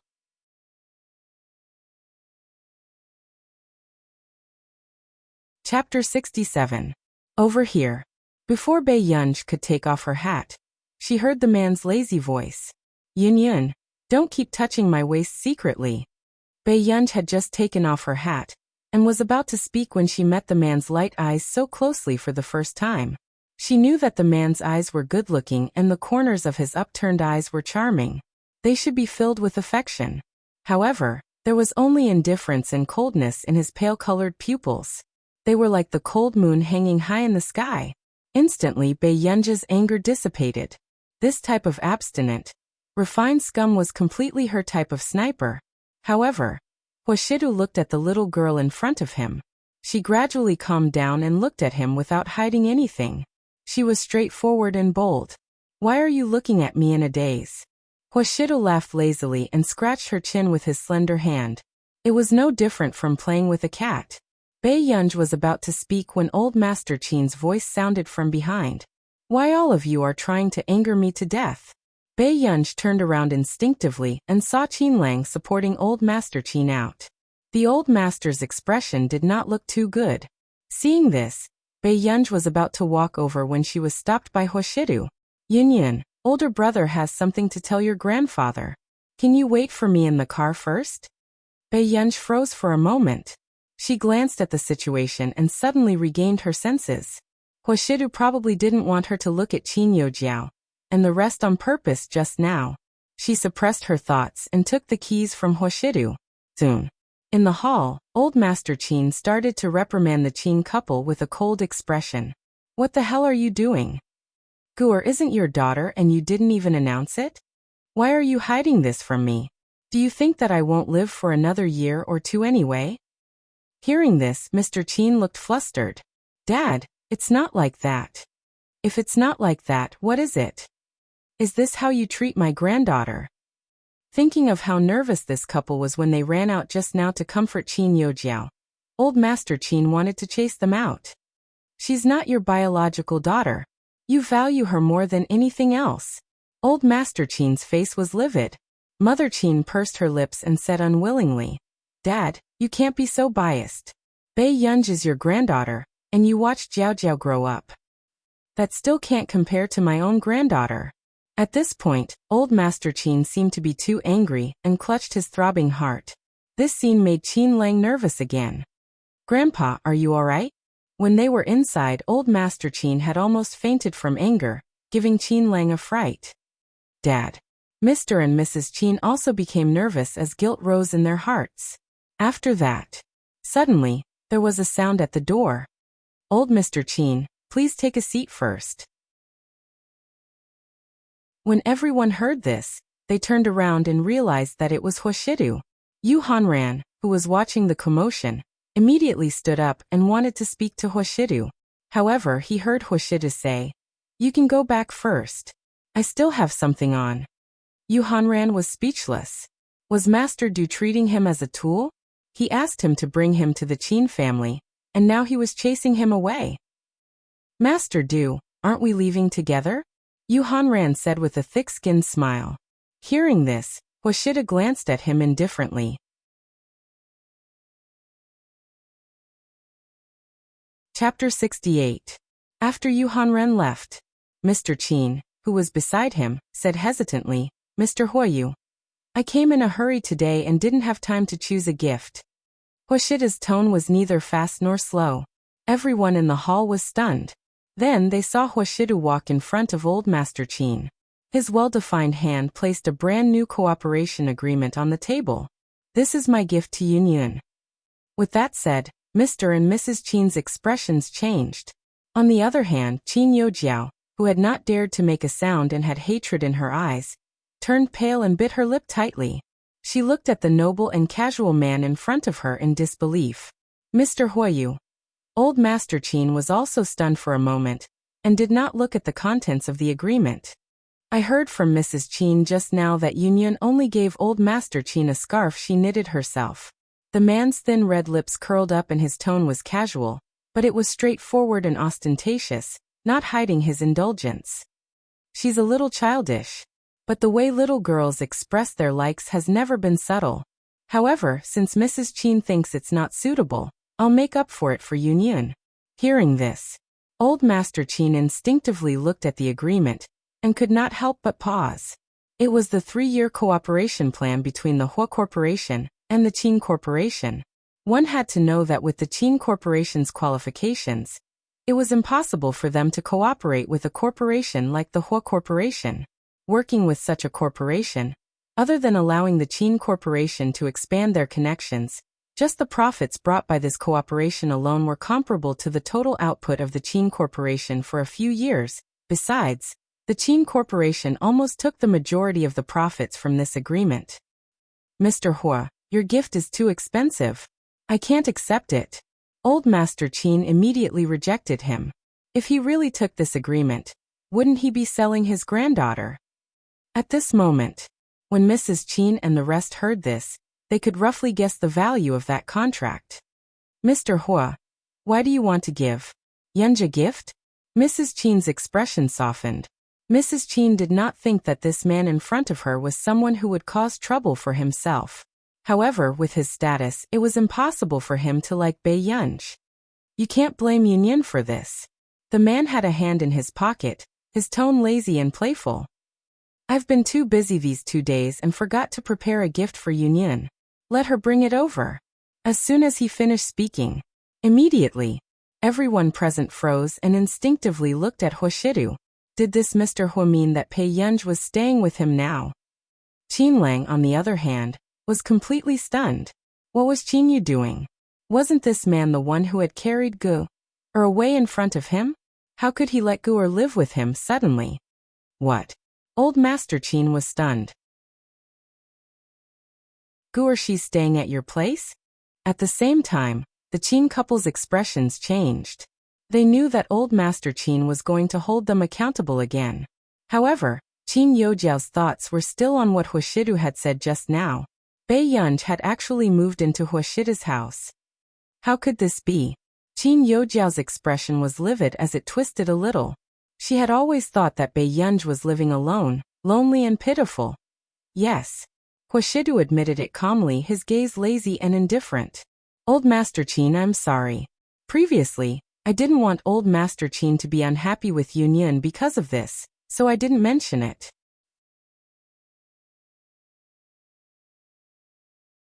Chapter 69. After that, he glanced at Mr. and Mrs. Qin and snorted ambiguously, his lips curling up.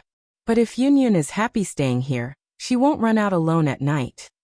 Hearing this, Old Master Qin's heart ached for Bei Yunj. He glanced at Mr. and Mrs. Qin with a dark expression.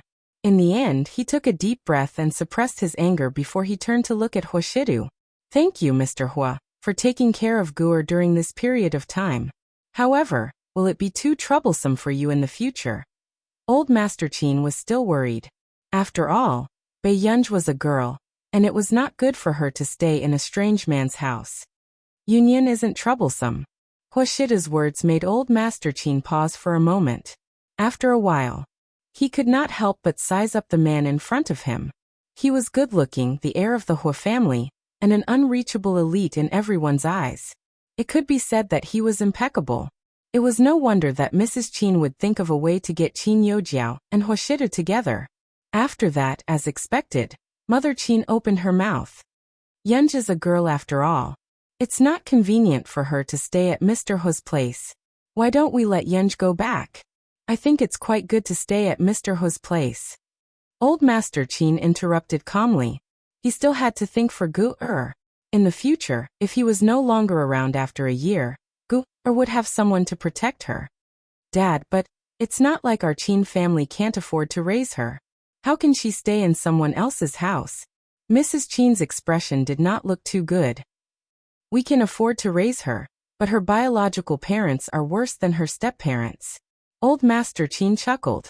Ignoring how terrible Mr. and Mrs. Qin's expressions were, he said to Huashidu with a smile, Mr. Hua, in that case, Gu will have to trouble you in the future. However, you should take this agreement back first. It's too expensive. If Old Master Qin really minds, you can treat it as a gift from Yunyan. Huashida's thin lips suddenly curled up. However, I also want to ask Old Master Qin for a promise on behalf of Yunyan. What promise? Old Master Qin asked.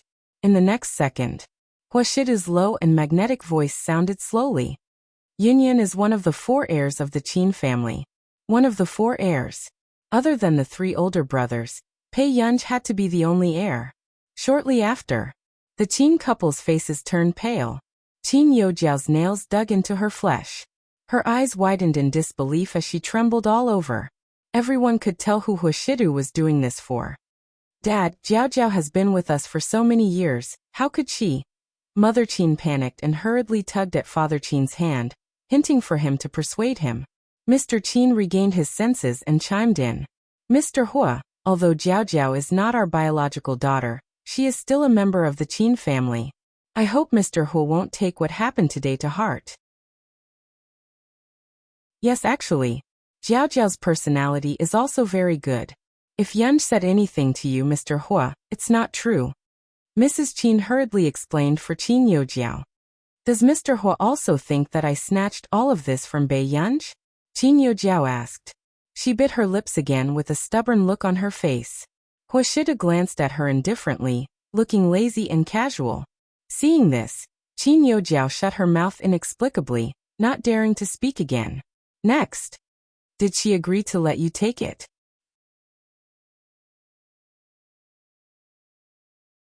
Chapter 70. In that instant, Qin Youjiao's face was pale and her lips trembled slightly, but she could not say anything. Huashidu had just returned when he saw Bei Yunj sitting by the front passenger seat with her head propped up. Brother. Bei Yunj saw Huashidu very quickly and asked, Did you drink? Sung Su will come and drive later. With that said, Bei Yunj opened the car door, as if she wanted to sit in the back seat with him and ask him something. He smirked silently and opened the back door, letting Bei Yunj get in first. Within moments, Huashidu sat beside Bei Yunj and closed the car door. The atmosphere in the car was silent, but it was not awkward. Bei Yunj quickly interrupted the atmosphere. Brother, where did you go just now? She asked again. Did you tell my old master that I'm staying with you? Huashidu tugged at his tie impatiently and threw it aside. He loosened 2 buttons and leaned against the seat lazily. His long legs were crossed casually, and he looked refined and indifferent. Why? Bei Yunj could not help asking. Hearing this, the man looked up slightly and stared straight at her with his pale-colored eyes. In the next second, the man's low and magnetic laughter made his sexy Adam's apple move. It was pleasant and sexy. It's not easy to raise a young lady. I got some fees from the old master. Bei Yunj's eyelids moved slightly. What did the old master say? His tone was casual. He told you to listen to me and study hard. Don't fall in love early. Got it. After Bei Yunj finished speaking, she could not help but look at Huashidu. She had a feeling that there was something wrong with this man's condition today. Usually this man liked to tease her, but it was not like today. His lazy appearance looked seductive from the bottom of his bones. He was inexplicably frivolous and lazy, making her blush and her heart race. He looked like a refined scum. The next morning, before Bei Yunj woke up, she heard movement at the door. It sounded like a woman's voice. Then she frowned, but before she could react, the door was suddenly opened. Master Du, I've brought you breakfast. How long do you want to arrange Mrs. Tutoring? A woman's voice entered the bedroom, bringing with it a strong smell of perfume. It directly covered the original aura of the bedroom. Immediately, Bei Yunj didn't feel sleepy at all. She rubbed her eyes with her palms, and the coldness and irritation in her eyes disappeared in a flash. At the same time, the woman walked in and placed the tray on the table in a virtuous manner. Then she turned to look at the bed with a smile. However, at this time, she did not see the man she expected to see. All he saw was the person on the bed, her fair and tender arms, as well as her soft, jet-black hair. In an instant, the woman's expression changed, and she looked at this scene with an embarrassed expression. How could it be a woman? This room, this decoration, it was clearly a man's room. Without waiting for the woman's expression to ease, the person on the bed slowly sat up, revealing her bright and charming face. Bei Yunj lazily put on her slippers and stood up. Her legs were slender and fair under the nightgown. Tutor me. Bei Yunj laughed and asked again. In an instant, the woman's face turned red and green. She forced a smile. Yes, Mississippi, it was not easy for her to fight for the opportunity to be a tutor at Master Dew's house. At first, she thought that Master Dew's sister needed tuition.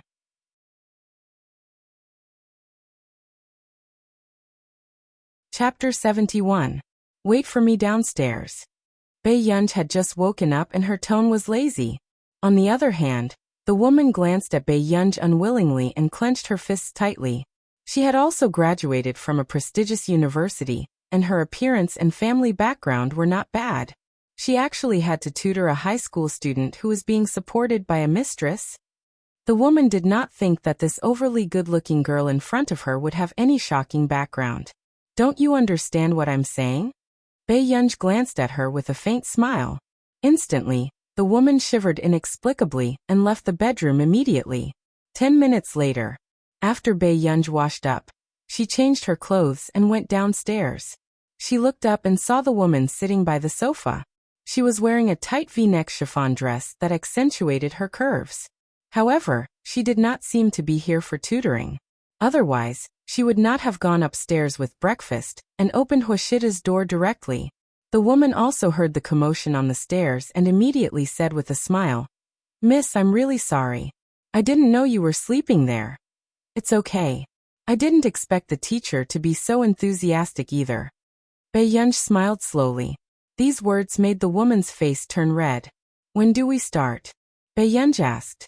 Although Bei Yunj looked free and unrestrained, she did not like to trouble people. Since this was a tutor hired by Hoshidu, she would not let him worry about this. She did not need tutoring either. "You can start after you're done with breakfast," the woman said with a fake smile, but she could not help feeling jealous. How could such an ignorant little girl attract Master Dew's interest? However, now that she could stay here, she would definitely have a chance to see Master Dew when that time came. Master Dew would know the benefits of a mature woman, and would not like such an insensible little girl. At this thought, the woman's expression softened and she waited patiently by the side. At the dining table, Bei Yunj ate breakfast and sent the translated medical record to Stephen. At this moment, Aunt Meow walked over unhappily and glanced at the person on the sofa with disgust. "Miss Yunj, this woman doesn't seem to have any manners. If you don't like her, why don't you change her?" Auntie Meow had seen the woman's series of actions just now. How could she not know what she was thinking? Old mistress definitely wouldn't like such a seductive appearance. "I'm fine." Bei Yunj curled her lips and didn't seem to mind. "But will this woman teach you wholeheartedly?" Aunt Meow frowned. "Let's give it a try. Aunt Meow, there's nothing much to do today. You should go and rest." When Auntie Meow heard this, she smiled helplessly and said, "All right, keep an eye on this woman too. Don't let her get away with it." After that, before leaving, Auntie Meow gave Bei Yunj a meaningful look that was filled with encouragement and determination. Bei Yunj's chopsticks paused. Question mark. By the time Bei Yunj finished her breakfast, more than half an hour had passed. Beside the coffee table in the hall, the woman asked Bei Yunj to take out her books first. The moment she opened the exercise book, she saw that it was filled with mistakes. It was a tragic sight. A trace of sarcasm flashed past her eyes. Her face was not bad, but she was indeed an idiot. Then the woman smiled, her tone filled with disdain. "Miss, it's very difficult for you to learn well with your foundation. So I will be more strict in the following tutoring. I hope you can cooperate as much as possible."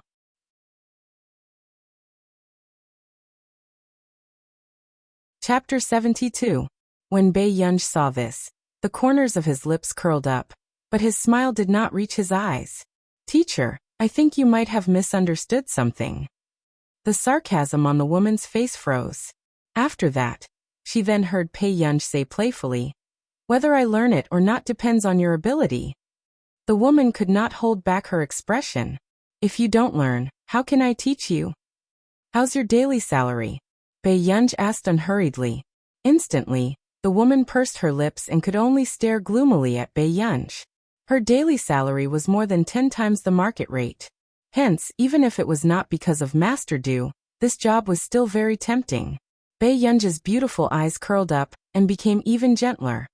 So teacher, you'd better be obedient. The woman accidentally met Bae-Yunja's eyes, but for some reason, she felt a chill run down her spine. In the end, the woman did not dare to let Bae-Yunj copy it. Instead, she held the exercise book and thought that Bae-Yunj did not know anything, so she explained randomly. Until noon, Auntie Meow went to look for Bae-Yunj for lunch. Only then did the woman sneak out of the door and called Sung-Soo to complain about Bae-Yunj. In the company, after hearing this, Hoshida did not even lift his thin eyelids. His tone was indifferent. Change a tutor. When Sung-Soo heard this, he could not help but look at Hoshidu. If this had happened to the little young master, he would have probably been punished. But if it was Miss Pei, she would remove him from the tutor? Master Du, why don't we change to a better-looking male tutor? Sung-Soo thought that he was smart. Girls will be more obedient to good-looking men. The man's eyelids twitched slightly. His sneer was a little cold and indescribably dangerous. You know how to cater to her interests. Sung-Soo's scalp went numb, and he immediately sobered up. He immediately changed his words. Actually, Miss Pei is easily tempted at her age. I think it's better for a female tutor. Hearing this, Hoshida glanced at him indifferently. The pressure he felt was overwhelming. The man lowered his eyes. Sung-Soo had just heaved a sigh of relief when he heard him say casually, "Come back with me later." When Sung-Soo heard this, he understood that Hoshida wanted to go back and visit Bae-Yunj. Yes. Afternoon. Bae-Yunj continued to be tutored, but the woman was obviously absent-minded and made a few mistakes. Suddenly, the woman glanced at the figure outside the door, and her eyes lit up. She immediately turned to look at Bae-Yunj. Did you understand the question just now? Bae-Yunj had just finished replying to the message from the Computing Institute and glanced at the question. Her tone was perfunctory. Yes. Then tell me about it. A strange light flashed through the woman's eyes. Who knew? Bae-Yunj raised her eyebrows. You don't know how. At this moment, Hoshidu and Assistant Sung, who had just walked in, heard this conversation. Assistant Sung's eyelids twitched. With Miss Pei's attitude, Master Du might even fill up little young master's classes. Miss Pei, I've just explained this question. With your attitude, it's useless even if I explain it 100 times, the woman said aggrievedly. Bae-Yunj did not speak. From the corner of her eye, she saw the man walking over. Brother. Bae-Yunj's eyes curved and her gaze was very clear. Why are you here? Even if he was angry, he had to calm down when he saw this harmless appearance. You don't understand the question? Hoshidu walked to Bae-Yunj's side. Before Bae-Yunj could speak, the woman explained. It's Mrs. Attitude that's not right.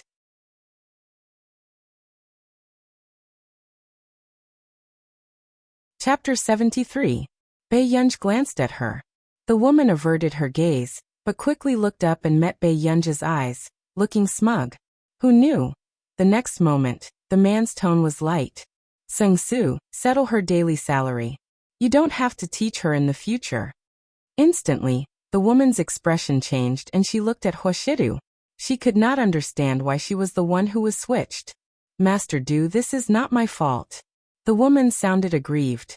Hoshida's gaze shifted away from the exercise book. Which question were you teaching her just now? The woman said, the last question. This is your answer? Hoshida's lazy and indifferent eyes were cold and dangerous. The woman paused and looked at the question a few more times before realizing that she had calculated wrongly. Her pupils constricted and her face turned green and red.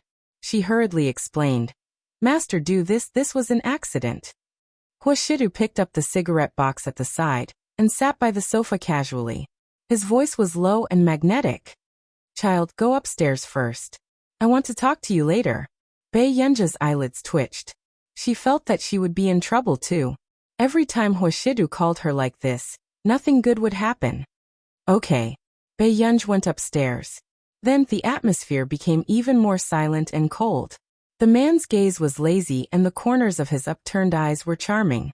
He flicked the cigarette ash with his fingers.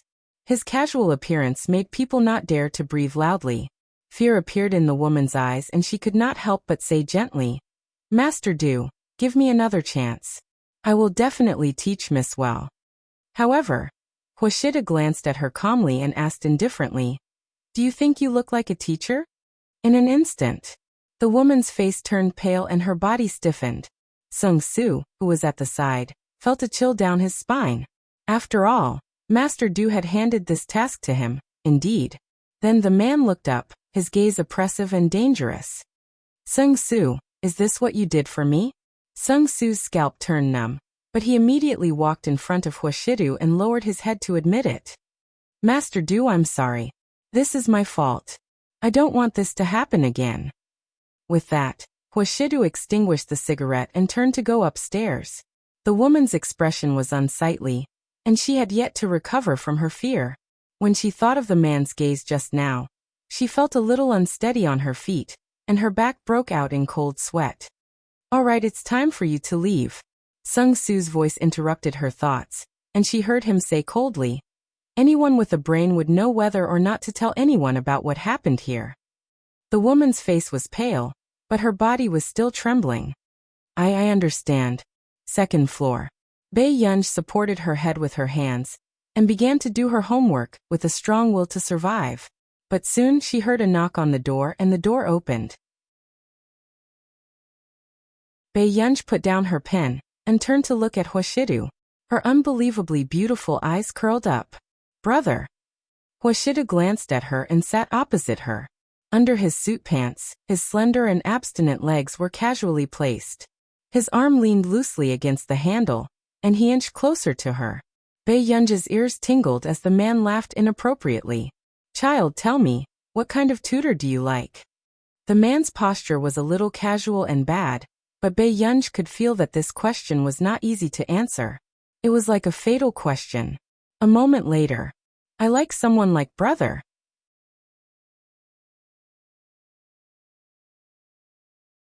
Chapter 74. After saying that, Bae Yunj even smiled reservedly. When the man heard this, his gaze was unfathomable. He leaned back lazily, his slender fingers gently tapping the armrest of the chair. After a while, Bae Yunj heard the man chuckle softly. It was so sexy that it was hopelessly sexy. All right then. The smile on Bae Yunj's face froze. 40 minutes later. What corporation? Bae Yunj sat on the sofa in the president's office. There were several homework books on the coffee table and a pen in her hand. There was also a bottle of milk beside her. The corners of Bae Yunj's mouth twitched. She could not help but look up at the man in the office. At this moment, Hwashidu happened to be having an impromptu video conference. The higher-ups on the computer screen could feel the pressure from their president through the screen. The atmosphere was tense. Suddenly, Hwashidu heard a sound not far away. He turned around and saw Bae Yunj picking up a pen, looking at her bright eyes with a complicated expression. The man's thin red lips curled up imperceptibly. She was still a young lady after all. However, at this moment, the higher-ups who saw Hwashida's expression widened their eyes and looked at this scene in disbelief. They could not hear the commotion over there, but they could see President Hwa's expression clearly. President Hwa actually smiled. Why did they feel an inexplicable sense of doting? This smile was too charming. The female higher-ups all felt that their young hearts had been attacked for a long time. However, not long after, everyone suddenly realized that their president's background was the office. Wait a minute, could it be that President Hwa brought her to the company? Suddenly, Hwashida's low voice sounded. We can begin. Instantly, everyone came back to their senses and extinguished their gossipy hearts. They would find out sooner or later, but no one dared to be so reckless in President Hwa's meeting. Not long after, the meeting began. Bae Yunj looked at the topic on the booklet, and her eyelids twitched. Inadvertently, she looked up and saw Hwashidu. She looked at the man's handsome and noble eyes. He was less careless and was holding a meeting in a refined and serious manner. Bae Yunj could not help but take a few more glances. Shortly after, a few minutes later, Hwashidu also felt the gaze from the side. He listened to the report from the higher-ups and glanced at Bae Yunj. Seeing how serious she was, the man's gaze was fixed on her. His low and hoarse laughter tickled her ears. What's wrong with Yin Yin? Don't keep staring at me. Bei Yunj. In an instant. For the first time, Bei Yunj felt that her ears were a little warm. She quickly lowered her head and began to write the questions to calm herself down. As for the executives, although they couldn't see Bei Yunj, they could see their CEO chuckling softly. Their hearts raced uncontrollably. Was President Hua trying to provoke her hormones today? His HP bar had been emptied. Seeing that Bei Yunj had started to do her homework obediently, Hoshidu turned around and spoke in a lazy and cold tone. Continue. Okay, President Hua. The higher-ups' feelings today could no longer be described as complicated. They had never thought that their CEO, the flower of the mountain, would be so flirtatious in private. That lazy tone seemed to be intentionally or unintentionally seductive, making people blush uncontrollably.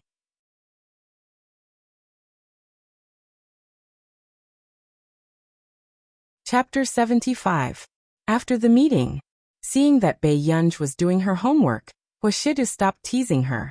But not long after, Bei Yunj suddenly received a call. She glanced at Hoshidu, who was working. She walked to the door. What's wrong? After Bei Yunj answered the call, she asked slowly, "B student Pei, have you gone online?" Chu Zhixing's expression was extremely ugly when he saw those comments online. Student Pei was such a good person. Why should she be ridiculed like that? What happened? A dark look flashed past Bei Yunj's eyes. Seeing that Bei Yunj really didn't know about this, Chu Zhixing gritted his teeth. Everyone on the internet is saying that you're the daughter of the Qin family. Besides, the comments aren't very nice. Actually, more people on the internet were saying that Bei Yunj was the illegitimate daughter of the Qin family. However, the Qin family deliberately covered it up, so Bei Yunj took advantage of it. And such a thing could be discussed by the public. Of course, it was because someone deliberately released the news to control the popularity.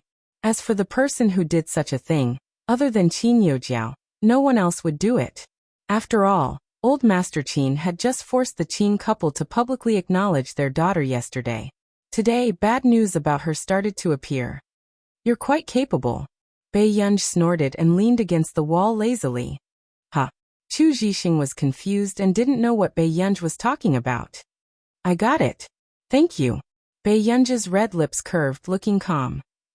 You're welcome, Chu Zhixing said worriedly. Student Pei, let the Qin family settle this quickly.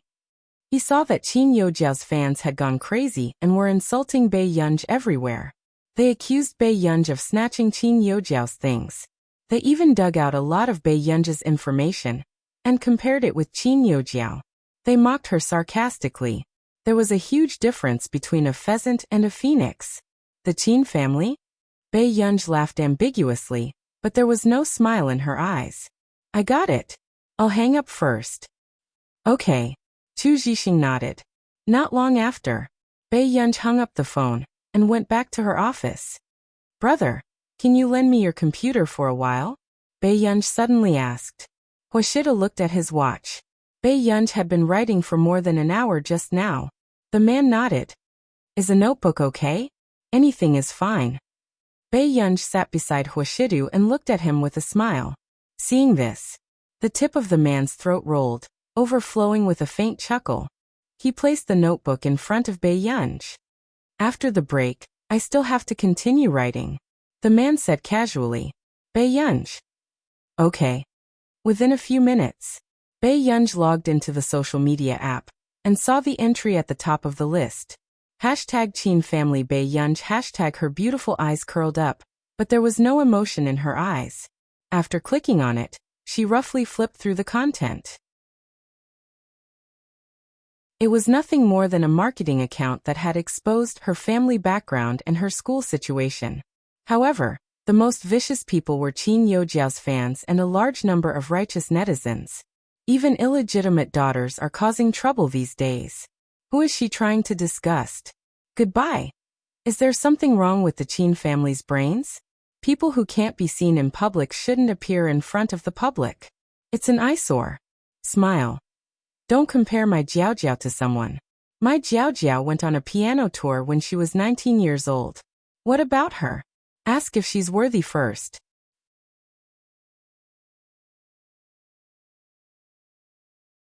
Chapter 76. However much face Qin Yojiao can bring to the Qin family, a certain someone can bring shame to the Qin family. Congratulations to the Qin family for getting rid of the scourge. How disgusting. Do you think you're a phoenix just because you've climbed up the social ladder? Stay away from my Jiao. My heart aches for Jiao. The little princess who has been doted on by her brothers since she was young has to suffer this now. I hope her brothers will protect Jiao well. Ugh, if you like other people's things so much, why don't you die early and be reincarnated into a good family? Smile. Pei Yunj glanced at it and saw that someone had already uploaded her photo online. However, it was a photo of the original protagonist in school before she was reborn. Because she was not confident, the original protagonist almost covered her face with black-rimmed glasses and smeared her face in a strange way. She was wearing an inappropriate school uniform and looked like a weirdo. On the other hand, Qin Yojiao's fans deliberately compared this ugly photo with Qin Yojiao's exquisite photo, causing a large number of netizens to sigh. They were both daughters of the Qin family, but the difference between them was like heaven and earth. After reading this, Bei Yunj's lips curled up as she held her chin with one hand, the back of her fingers caressing her lips gently. Not too long later, Bei Yunj typed slowly on the keyboard and sent a message to the informant. Aren't you going to consider deleting the comment and apologizing? A certain newspaper reporter, who was happy and smug because he had just gotten a few 100,000 yuan, could not help but sneer when he saw this message. Where did such a meddlesome person come from? If he didn't delete the comment and apologize, what could this person do? At this thought, he laughed contemptuously and replied to Bei Yunj. What if I don't? Smile. What kind of joke was this? Someone had sent him a few 100,000 yuan just to post such a piece of news. Why should he delete it? Then, he replied to the comments section leisurely and fanned the flames, not caring about what trouble he would cause. After all, even if the Qin family wanted to go to court with him, public opinion was on his side now. At that time, who knew who would be scolded more harshly? At this thought, he glanced at Bei Yunj's chat and laughed mockingly. Where did this idiot come from? There were so many mouths online who had the ability to care. In the office, Bei Yunj couldn't help but laugh when she saw the arrogant reply from the marketing account. Her clear and melodious laughter attracted the gaze of the man beside her. What happened? I'm fine. Bei Yunj's smile disappeared. Her slender and beautiful fingers began to dance on the keyboard. Her eyes were unfocused and emotionless. Seeing this, Hoshidu was interested, but he did not intend to disturb the little girl from playing with the computer. 10 minutes later, a certain newspaper reporter, who was so happy that he wanted to go to the bank to withdraw money to count the money, was stunned and almost couldn't laugh anymore. What's going on? He looked at the mouse arrow on the screen and moved on its own. Then he stopped breathing. After he came back to his senses, he frantically tapped on the keyboard and clicked on the mouse. However, he could only see the arrow slowly entering his personal account, as if it was looking for something. F***CK? The newspaper reporter immediately had a bad premonition, and a chill ran down his spine. After coming back to his senses, he hurriedly made a phone call, wanting to seek help from his computer science friends. However, the next moment, the arrow on the screen suddenly stopped moving. When the reporter saw this, he was stunned for a moment. He thought that there was a bug just now, and then he heaved a sigh of relief. However, he didn't expect that before he could relax, he would see another line of words in the chat box just now.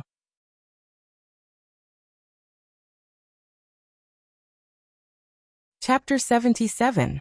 Seeing this, the newspaper reporter's eyes widened, and a chill ran from his spine to the back of his head. Who was this person? What was this person trying to do? Soon, the mouse arrow on the screen gave him the answer. His friend had just answered the call and asked him what had happened. However, his hands were trembling and his phone fell. He watched as the mouse arrow turned left and right slowly, as if it was torturing him on purpose. Soon, the arrow found the sign to cancel the account. At this moment, he stood up suddenly and shouted anxiously. He grabbed the screen like he was crazy and shook it with all his might. No. No. Stop it now. The things on the computer table were all flipped to the ground by him. His face was pale and he smashed the screen with all his might, but he still saw the dialog box appear. Are you sure you want to cancel your account? Then, that arrow directly clicked confirm. F***CK. The bespectacled man with a head full of feathers smashed the computer. He slumped onto the chair and rubbed his hair with all his might. His eyes were bloodshot. His account could bring him at least a few million yuan. But now he had lost his account because of a few 100,000 yuan. The bespectacled man even had the intention to kill someone, and his face was filled with despair.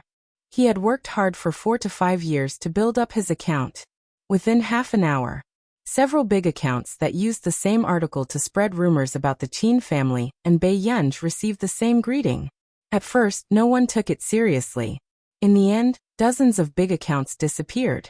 Then, in the group chat of these big accounts, someone started to crazily at their friends who had not been blown up, telling them not to repost the things that were at the top of the trending searches. It was not worth it for the sake of popularity. It was not worth it to lose one's account. On the other hand, Qin Youjiao's fans and netizens who were about to fight to the end suddenly felt the abnormality at the top of the trending searches. They found that most of the big accounts had disappeared into thin air. What was going on? Many people could not help but be curious. They clicked on the list of people they followed and looked for the big accounts they followed. They found that several big accounts that they had followed before had disappeared. As for a few marketing accounts that had foresight, it was a good thing that they left a side account. However, they were all making strange movements. I'm sorry, Immortal, I was wrong, bye-bye. Let me go, brother. I apologize. I shouldn't have eaten the melon blindly. I'm turning over a new leaf. Stop staring at me. Fortunately, I have a Smurf account. Otherwise, you wouldn't be able to see me again. Don't ask me why my main account is gone. If you ask, I deserve it. From today onwards, please pay attention to social news and artists' works. Don't simply gossip. Heartbreak. The netizens and Qin Youjiao's fans were speechless. What was going on with these bloggers? Why did he look like he had been educated by society and had turned over a new leaf? After that, many people clicked on the first entry with doubts, wanting to see the comments inside. However, he discovered that it had been completely emptied. The netizens who saw this scene inexplicably felt that danger was approaching. They carefully exited the hot search and asked the bloggers what was going on. However, Qin Youjiao's fans refused to believe it and scolded her even more ruthlessly. But in the end, as soon as he sent it out, the phone automatically froze.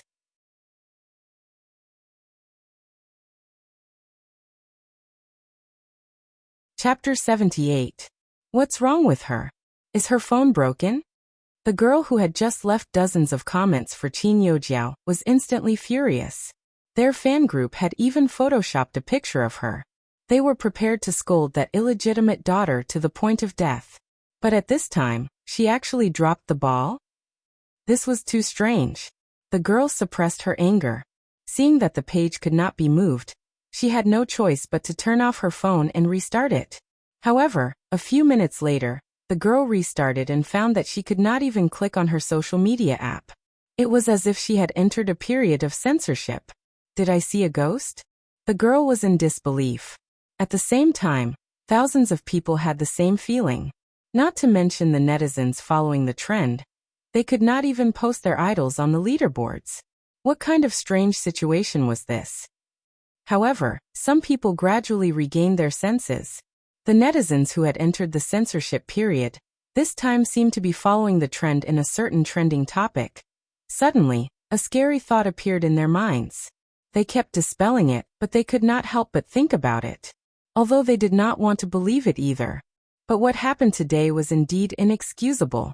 There were many people who had been defamed online, but why did it have to be this family? Soon, as more and more people questioned them, the small accounts with verified accounts posted their updates again. F***CK, let's not say anything. Be careful with your words. I who have 4 phones have already tried it. As long as you don't include a certain word, abbreviation, or photo, you'll be fine. I'm a fan of Qin Youjiao, so I'm brainless about unconfirmed things. I apologize for this. But are you crazy to ask me why I can't post a photoshopped photo? Question. I'm no longer a fan. Don't bother me. It's disgusting. I'm the last account. Whoever scolds the Chin family in my comment section again, I'll copy the Diamond Sutra and send you to hell tonight. Smile. Everyone was shocked to see that the marketing accounts that had lost their main accounts seemed to have turned over a new leaf. They frequently reposted some positive social news. Did these entertainment industry marketing accounts blow up their accounts until their brains weren't clear? An hour later. Hashtag censorship period hashtag internal testing system failure hashtag, and other terms made the headlines. Everyone wanted to discuss it, but they did not dare to go too far, and could only say a few words. Son, this is really the first time I've seen such a big scene. Even capitalists aren't so ruthless. Where did this deity come from? I really want to eat melons, but I can't give up a melon field for a melon. Heartbreak. I've disconnected from the internet. What are you guys talking about? Ha ha ha ha ha. This is the first time I feel sorry for a keyboard warrior. Which big shot did they offend to be taught a lesson one by one? He's definitely a master in the computer field. But honestly, there are no more than 5 people in the country who can do this. However, they were all people who had achieved success and fame. I don't understand why they would do that. There was a lot of discussion online. Similarly, the company's technical personnel who were dealing with this matter were also suffering. Since 2 hours ago, people had been calling their customer service nonstop, asking them what was wrong with the system.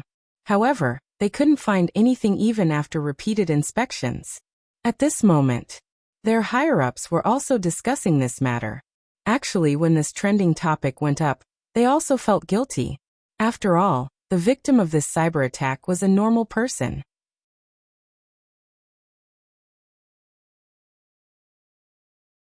Chapter 79. However, it just so happened that a celebrity had caused a scandal during this period of time, and the higher-ups wanted them to find a way to suppress it. Therefore, they turned a blind eye to the affairs of this ordinary person. After all, she was just an illegitimate daughter of a wealthy family. However, no one expected that the hot search of an illegitimate daughter would end up in this state. What do you think we should do? Have you found out who the culprit is? The management leader took a deep breath and massaged his temples. It was not that they had not screwed up before, but this was the first time they screwed up like this. It was scarier than capital. We haven't found out yet, but we can roughly guess who it is. The people from the technical department swallowed. Who is it? Those people from the National Computing Institute. The head of the technical department took a deep breath and said, if it was really those people, their company could not afford to offend them. After all, these people were at the top of the academic world. They were on the global news and were respected in every country. The management leader's expression did not look too good. They? Are you sure? In fact, they were partly responsible for this matter, and it was difficult to pursue the matter. However, who would be able to take this lying down after such a huge mess was created? However, if it was really those people, they had to take it lying down even if they did not want to. Apart from them, where else can there be so many high-end talents in the country? The head of the technical department smiled bitterly. At the same time, in the corridor, Bei Yunj called Marcus. Not long after, Marcus picked up the call and asked, overwhelmed by the favor. Miss Pei, why do you have time to look for our computing institute? Usually he was the one who called Bei Yunj. I seem to have caused some trouble. Bei Yunj raised her beautiful eyebrows and her tone sounded harmless. Deputy Director, what should we do? Marcus was speechless. He should not have had any expectations of Bei Yunj. Marcus took a deep breath. What happened? He was a calm deputy director. It was okay.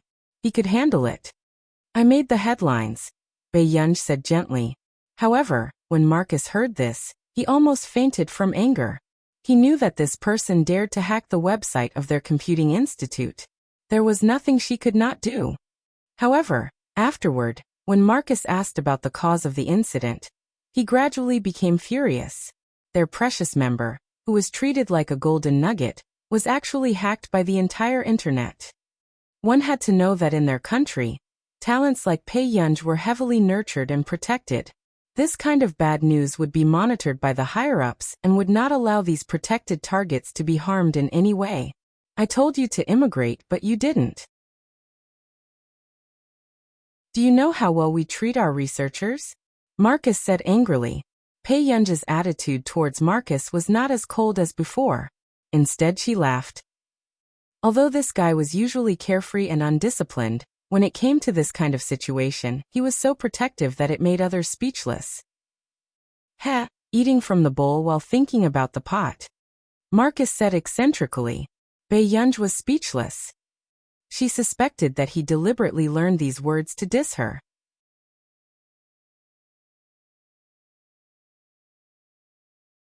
Chapter 80. There were more and more rumors about the headlines outside.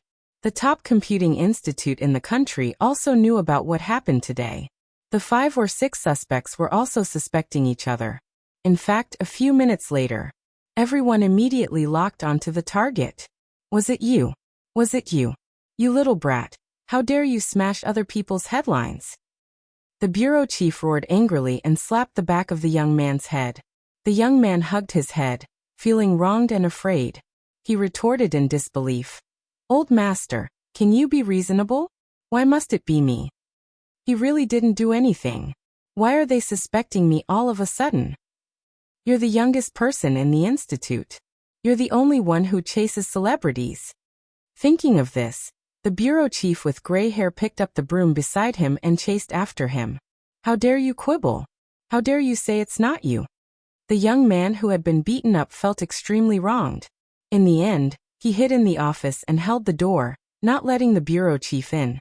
What kind of suffering was this? He was sitting at home, but trouble came from the sky? The young man didn't forget to struggle. It really wasn't me, old master. The female celebrity I like isn't this either. Moreover, the person who was attacked online this time is a normal person. I don't know her at all. The bureau chief's anger had mostly dissipated, but he was still skeptical. Although this fellow had never done anything particularly unscrupulous in the past, he had never done anything particularly reckless.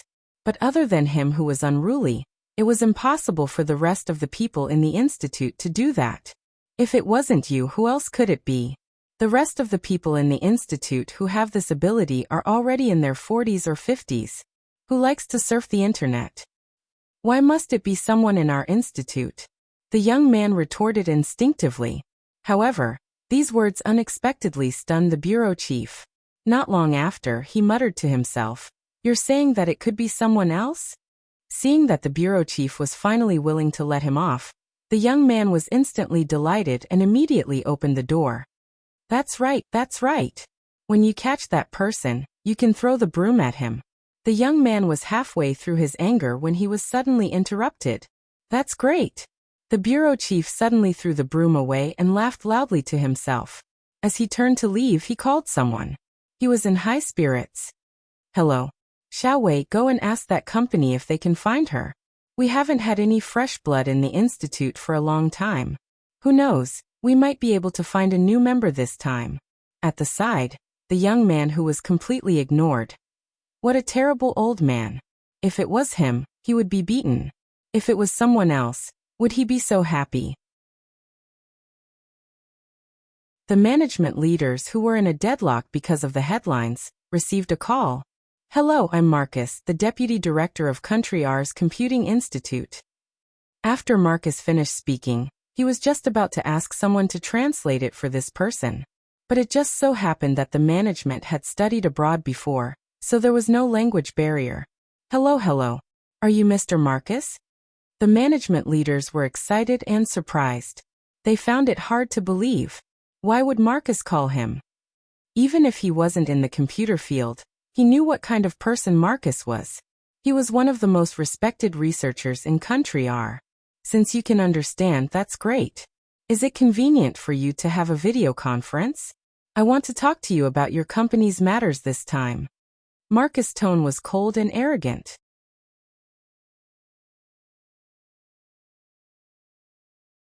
Chapter 81. WR Company's Matter. The management leader's expression changed and his tone was a little slow.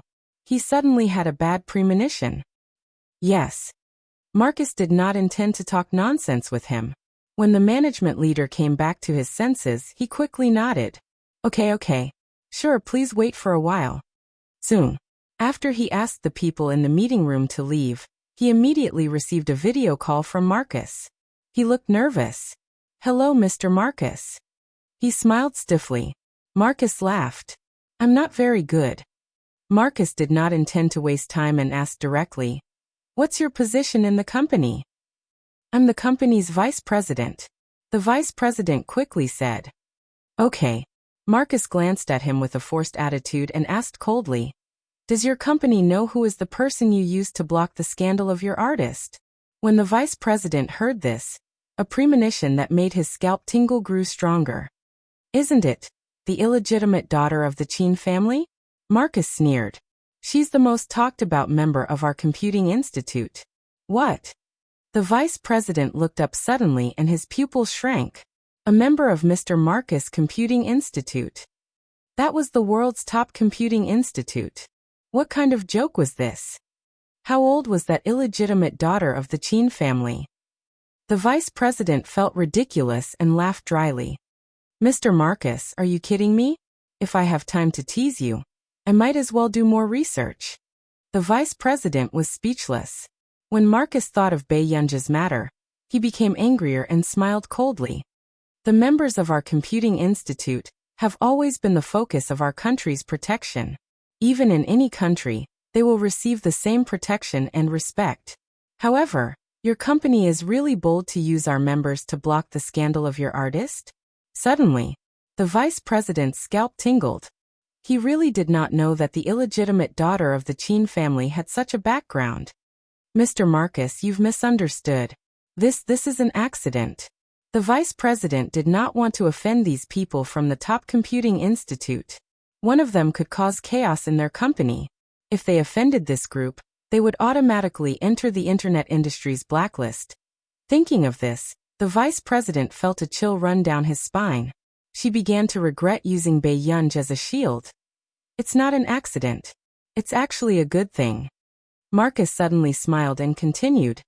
Actually, our country really hopes that Miss Pei can immigrate to our nation. After all, a high-end talent like him is highly sought after everywhere. Next, Marcus seemed to feel that these words were not stimulating enough and said gently, what you did today can be regarded as helping us. In the future, if Miss Pei really migrates here, all of you will have contributed greatly. When the vice president heard this, he felt terrible and nearly passed out on the spot. Mr. Marcus, don't joke. Our Miss Pei will definitely not emigrate. When the vice president thought about how he might be labeled as a traitor one day, he felt weak all over. No way. Bei Yunj must not immigrate. Otherwise he would really be done for. Is that so? Marcus smiled. But speaking of which, Miss Pei really doesn't intend to emigrate. But this time, she seems to be quite unhappy.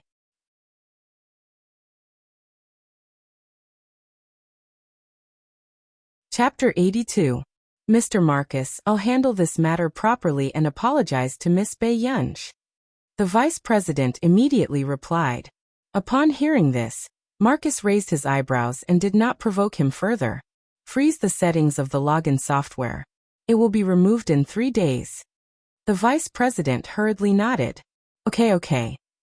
It was fine if it was not removed, as long as that ancestor was happy.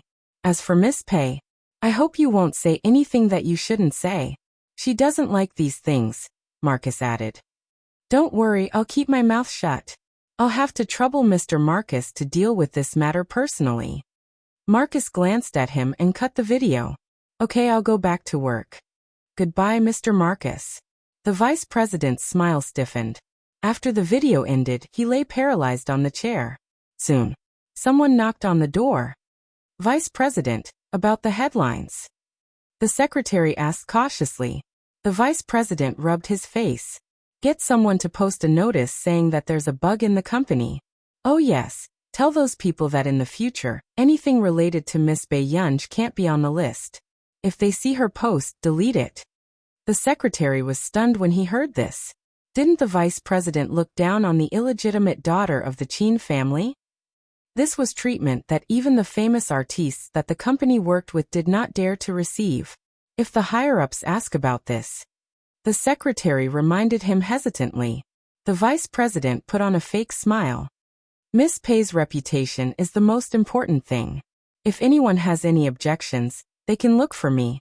Soon after this matter was settled, the vice president sent someone to find out Bei Yunji's contact information. He had to apologize to this ancestor. Otherwise, if she really emigrated one day, he would become the person who added fuel to the fire of our nation's computing institute. Subsequently, to the vice president's surprise, he received a call from a big scientific researcher today.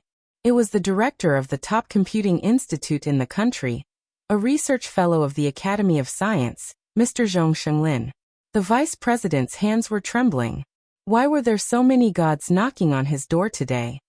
I heard that something happened to the headlines? Zhong Shenglin asked with a smile. He really wanted to pretend that he couldn't hear the joy in his tone. How did you know? The vice president did not dare to lie to him.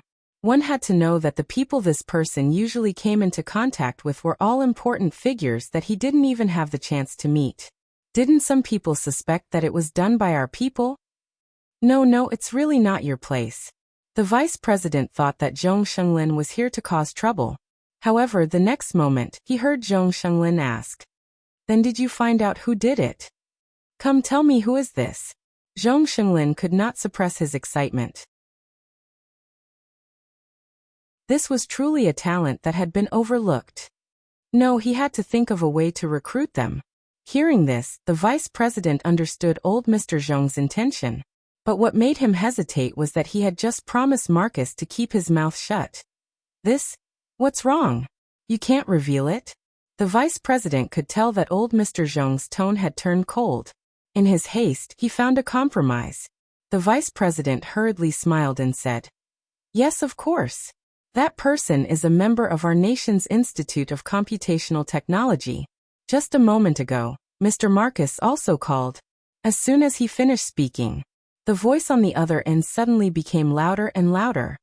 How could this be their person? "Marcus, that old thing, came to my territory to snatch people."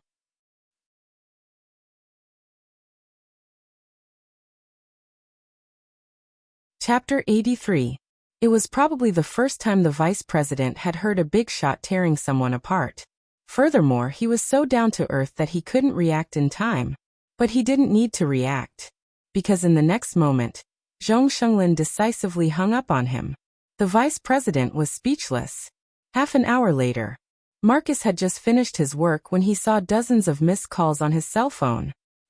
Was there something wrong with this old man? Marcus cursed in his heart, but he dialed the number back. After the call was connected, before he could speak, he heard Zhong Shenglin's angry roar. "Marcus, you don't think of yourself as a human anymore, do you? Are your country's scientific research seedlings extinct? Do you have to snatch them from me?" After hearing this, Marcus took a long time to realize the reason for Zhong Shenglin's anger. Oh, this old man had discovered Bei Yunji. When he thought of how Bei Yunji was so stubborn and refused to immigrate, Marcus felt jealous for the first time. A few days ago, he had also just found out that Bei Yunji had such a terrifying ability. She was only 18 or 19 years old. In time, when Bei Yunji grew up, wouldn't this old man be even more arrogant and smug? Marcus felt jealous. What right did this old man have? Subsequently, Marcus chuckled and said sarcastically, "Who can you blame for this? It's your fault for not being able to control her." Zhong Shenglin was speechless. Why was there an indescribable sense of familiarity in his tone? Zhong Shenglin coughed lightly and asked reservedly, "All right. What's the name of your new member? We can talk when you're free." "Zhong Shenglin, do you take me for a fool? Don't get any ideas. Ha, you want to poach her? Dream on." Marcus sneered and hung up the phone decisively. But when he thought of Zhong Shenglin's shameless words just now, he couldn't help but scold him angrily. "Old man, you're shameless." At this moment, Zhong Shenglin's face darkened. He couldn't wait to buy a plane ticket to country or to fight with Marcus. This Marcus, Does he think he's so great just because he won the Busako Award 2 years ago? Zhong Xinglin was furious. I heard that he was also nominated this year. The young man who was beaten up today said softly. The K.Z. Busako Award was the most famous award in the computing world. If Marcus won another award this time, many people would use Country R's Computing Institute to trample on their Computing Institute. Zhong Xinglin glared at him. You know that too? You're the most talented person in our institute, but you're still slacking at work every day. If you had worked hard, I wouldn't have had to suck up to that old bastard Marcus to snatch you. The young man was speechless. How could he be blamed for this? Even if he did research to death, he wouldn't be able to catch up to Marcus in 6 or 7 years. The inspector, the Bushi's Busaka. Zhong Xinglin rolled his eyes and said angrily, snatch. That guy Busaka bushes to Lu, but I'm curious too. I don't know how powerful this new member is to make Marcus so nervous. The young man shrugged. Isn't that easy to find? He saved the damsel in distress and stood up for the illegitimate daughter of the Qin family. If you contact that person from the Qin family, won't you have a clue? That's right. How could I forget? Zhong Xinglin's eyes lit up. Monday. Bei Yunj had just arrived at school when she felt the strange gazes from the people around her. Before she entered the classroom, she could hear the discussions inside. Damn, no wonder Bei Yunj is so arrogant. So she's not a poor relative, but the illegitimate daughter of the Qin family.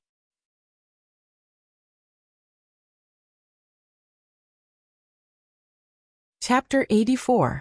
So what if she's an illegitimate daughter? Even the real young ladies aren't like her. Someone laughed sarcastically. Sai, you're wrong. The more indecent a person's identity is, the more they like to cause trouble. As long as Qin Yojiao plays the piano, everyone will know that she's the top socialite. Another voice said disdainfully. As for those with shameful identities, they can only rely on claptrap. That's right. Yojiao's brothers dote on her so much. As for someone, she's probably just someone who gets despised. When Bei Yunj walked to the door, she had heard most of these words.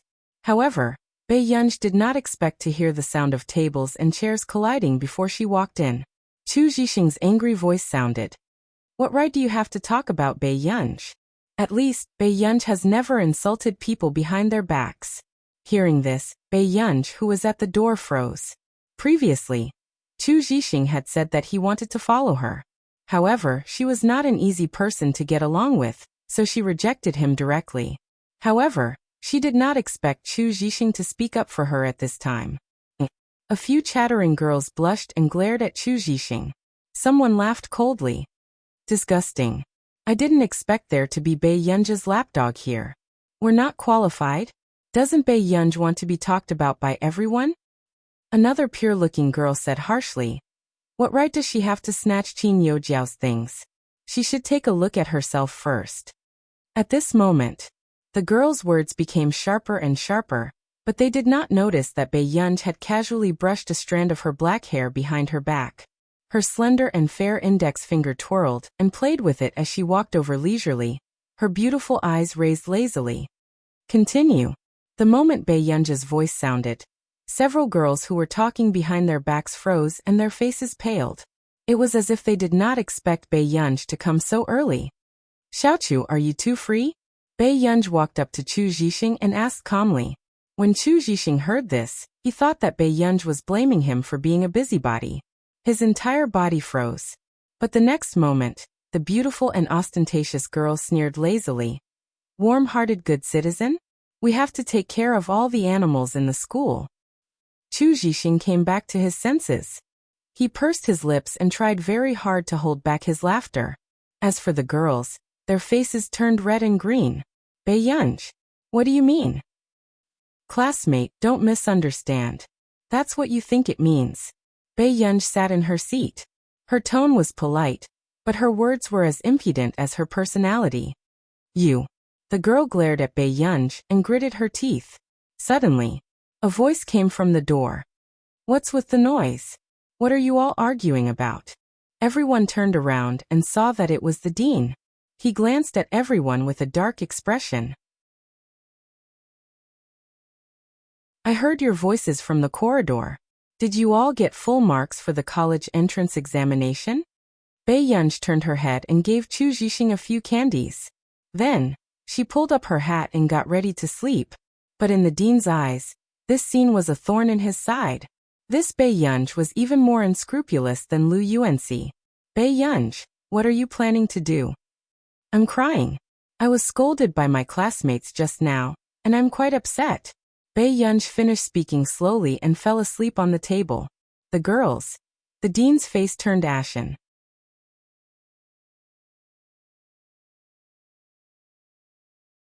Chapter 85. However, at the thought of Bei Yunj's identity, the dean suppressed his anger and only glanced at Bei Yunj in disgust before he left with a cold expression. No wonder she was only acknowledged by the Qin family, when she was already so old. The Qin family probably felt that they couldn't afford to lose face.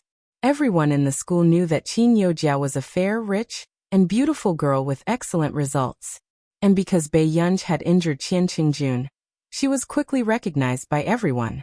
Therefore, in Hengda High School, almost everyone felt that Qin Youjiao and Bei Yunj were worlds apart. Not long after the dean left, Bei Yunj took off her hat and flipped open her extracurricular book. There was an iPad inside. Student Bei Yunj, didn't you want to sleep? Chu Zhixing could not help asking when he saw that Bei Yunj was awake. I can't sleep, Bei Yunj said. Chu Zhixing immediately understood that Bei Yunj just didn't want to see the dean. After the first period ended, seeing that Lu Yuanxi had returned, everyone had different thoughts. Many people glanced at Bei Yunj gloatingly. Who didn't know that Lu Yuanxi liked Qin Youjiao? The others would take into account the Qin family, or Bei Yunj's past actions, and wouldn't dare to have a conflict with Bei Yunj. But Lu Yuanxi wouldn't. At this moment, everyone's eyes could not help but secretly glance at Lu Yuanxi and Bei Yunj. Even Chu Zhixing became nervous.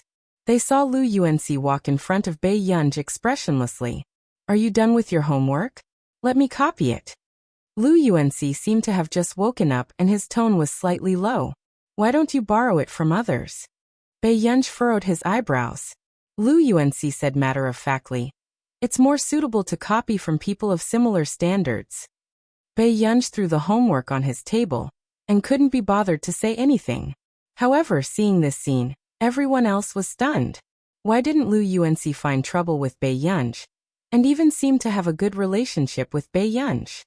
Ling Jiwei, who had found trouble with Bei Yunj before, couldn't help saying in a sharp tone, Yuanxi, don't you know her identity?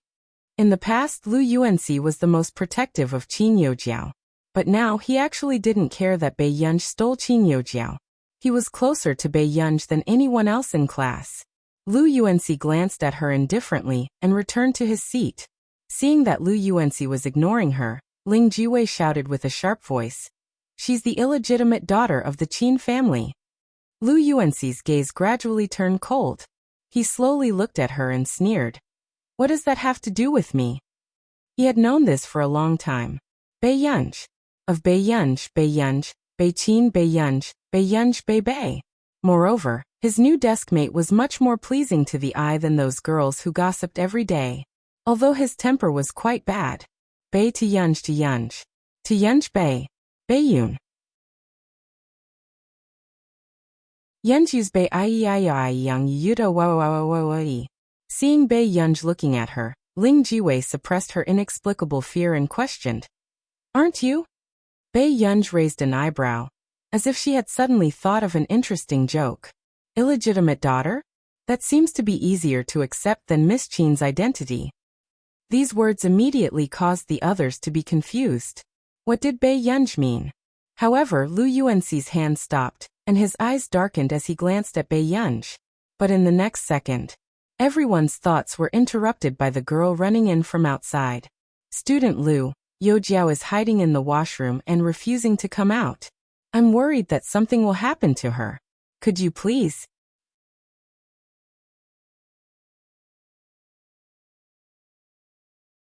Chapter 86. Hearing this, before the girl could finish speaking, Lu Yuanxi's expression changed, and he stood up immediately. Where is she? After that, Lu Yuanxi did not return for the entire morning, but news about Qin Yojiao had spread. It was said that Qin Yojiao could not stand the shock, and because of a certain someone's existence, she had an emotional breakdown and hid in the toilet to cry until she fainted. Fortunately, Lu Yuanxi kicked open the toilet door and carried the unconscious Qin Yojiao to the infirmary. After that, even the school hunk, Cheng Zihuai, rushed over immediately when he found out about this. Everyone could not help but be envious. This Qin Yojiao was holding the female lead script and was treated like a treasure by all the male idols. In the infirmary, Cheng Zihuai's handsome face darkened as he clenched his fists. I knew it. This matter has something to do with Bei Yunj. Hearing Cheng Zihuai say this, Lu Yuanxi could not help sneering coldly. Cheng Zihuai, you don't have to push the blame to my desk mate. Why? Do you feel sorry for her? Cheng Zihuai looked at him coldly. It was not that he did not know that Lu Yuanxi's feelings for Qin Yojiao were different, but it was also his first time seeing him defend another girl. No. I just think that you guys are very prejudiced against her. Lu Yuanxi's lips curled into a mocking smile. After glancing at him, he turned around and left. He and Cheng Zihuai did not like each other to begin with, and did not have the habit of saying goodbye before leaving. At this moment, Cheng Zihuai gritted his teeth and sent a message to Bei Yunj. Bei Yunj, you're really capable. These words could not hide his anger and sarcasm. But a few minutes later she replied. Do I need you to tell me that? Instantly, Cheng Zihuai's expression darkened. Just as Cheng Zihuai's temper rose, and he was about to settle the score with Bei Yunj, a weak voice suddenly sounded from the side. Zihuai, why are you here? The ruthlessness in Cheng Zihuai's eyes dissipated and he looked at Qin Yojiao, his tone gentle. Shouldn't I be here? Why didn't you take good care of yourself and did such a stupid thing? Hearing this, Qin Yojiao could not help but cry. My third brother and grandpa don't want me anymore. They've all changed. They only like Bei Yunj. After Qin Lang found out about Bei Yunj's scandal the day before yesterday, no matter what she said, he was certain that she had something to do with it. He even got someone to throw her things out and forbade her from staying at home. Later on, if Mother Qin hadn't rushed over, she wouldn't have known where to stay. After hearing Qin Yojiao's complaints, Cheng Zihuai frowned unhappily. Enough, Jiao Jiao. Your third brother probably heard what Bei Yunj said. Don't worry, your third brother will definitely regret doing this. Qin Yojiao's tears flowed uncontrollably, making one's heart ache. But I really don't know what to do now. Third brother has never treated me like this before. Cheng Zihuai thought for a long time before a dark look flashed in his eyes. He hugged Qin Yojiao's shoulders and said with a comforting smile. Do you only have third brother? Your third brother is the youngest and is easily deceived. But eldest brother and second brother are not people who are easily fooled. I heard that your second brother returned to the country today. Really?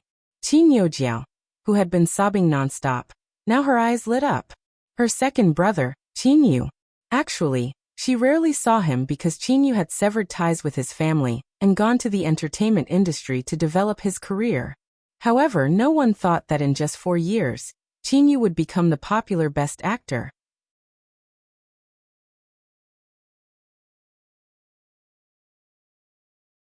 Chapter 87. However, all along, Qin Yu would get whatever Qin Yojiao wanted to make her happy. Although he would also prepare a set for Bei Yunj, in the end, Qin Yu had the least relationship with Bei Yunj. After all, Bei Yunj had lived at home for more than 2 years and had only seen Qin Yu twice. Then I'll ask second brother now when he will arrive at the airport. I'll go pick him up. Qin Yojiao said with a sweet smile. As long as she picked Qin Yu up in public, after Qin Yu's identity was exposed, everyone would still think that she, Qin Yojiao, was the most favored person in the Qin family. Qin Yojiao sent Qin Yu a message. Second brother, can I pick you up from the airport? I have something to tell you. Pitiful emoji. After sending the message, Qin Yojiao did not receive Qin Yu's reply and thought that he was busy. However, in the afternoon, Bei Yunj received several messages. Guer, why did you blacklist second brother? Second brother brought you a surprise. Do you want to play with second brother after school? Did second brother make you angry recently? I'm sorry. Second brother was wrong. Can you ignore me? Bei Yunja's eyelid twitched. Why was this Qinyu even stranger than Qin Lang? In her impression, Qinyu's tone when he spoke to Qin Youjia was not so coaxing and coquettish. At this thought, Bei Yunj suddenly felt that these biological brothers did not fit their personas. However, Bei Yunja's impression of Qinyu was the best among the three brothers. Perhaps it was because Qinyu's attitude towards the original protagonist was considered gentle and kind. However, in the original novel, second brother's ending was the worst. He was rumored to have a fetish for children, and ended up being disfigured by his own fans with sulfuric acid. Bei Yunja's eyes darkened, but she still replied, "I'm not free." The moment the message was sent, the person on the other end replied to Bei Yunj very quickly. Then second brother will pick you up after school? I'll take you to eat something and then send you back, okay? Second brother won't disturb Guer's studies. Pitiful emoji. Bei Yunja's eyes twitched. After replying, she threw her phone into the drawer. Up to you. At this moment, Qinyu, who had just gotten off the plane, couldn't hide his happiness. He could not help but call Huashidu. Half a minute later, Huashidu answered the call, and a pleasant and faint voice sounded. If there's nothing else, I'll hang up. Qinyu was very happy and was already used to Huashida's casual attitude. Master Du, I'm back in the country. I reckon that in 2 days my Gu will follow me home. I've really troubled you all this time. There was no response from the other end of the phone. He didn't know if the signal was bad. Suddenly, the man's voice sounded again. His light tone was even more magnetic in the weak current. Did the child agree? Qinyu's expression froze, but he quickly smiled and said, "Of course. Who knew?" The man on the other end of the phone sneered and hung up. Qinyu? Question mark. Was he being mocked? The exit passageway. Outside, the fans had already gathered so tightly that not even a drop of water could leak out.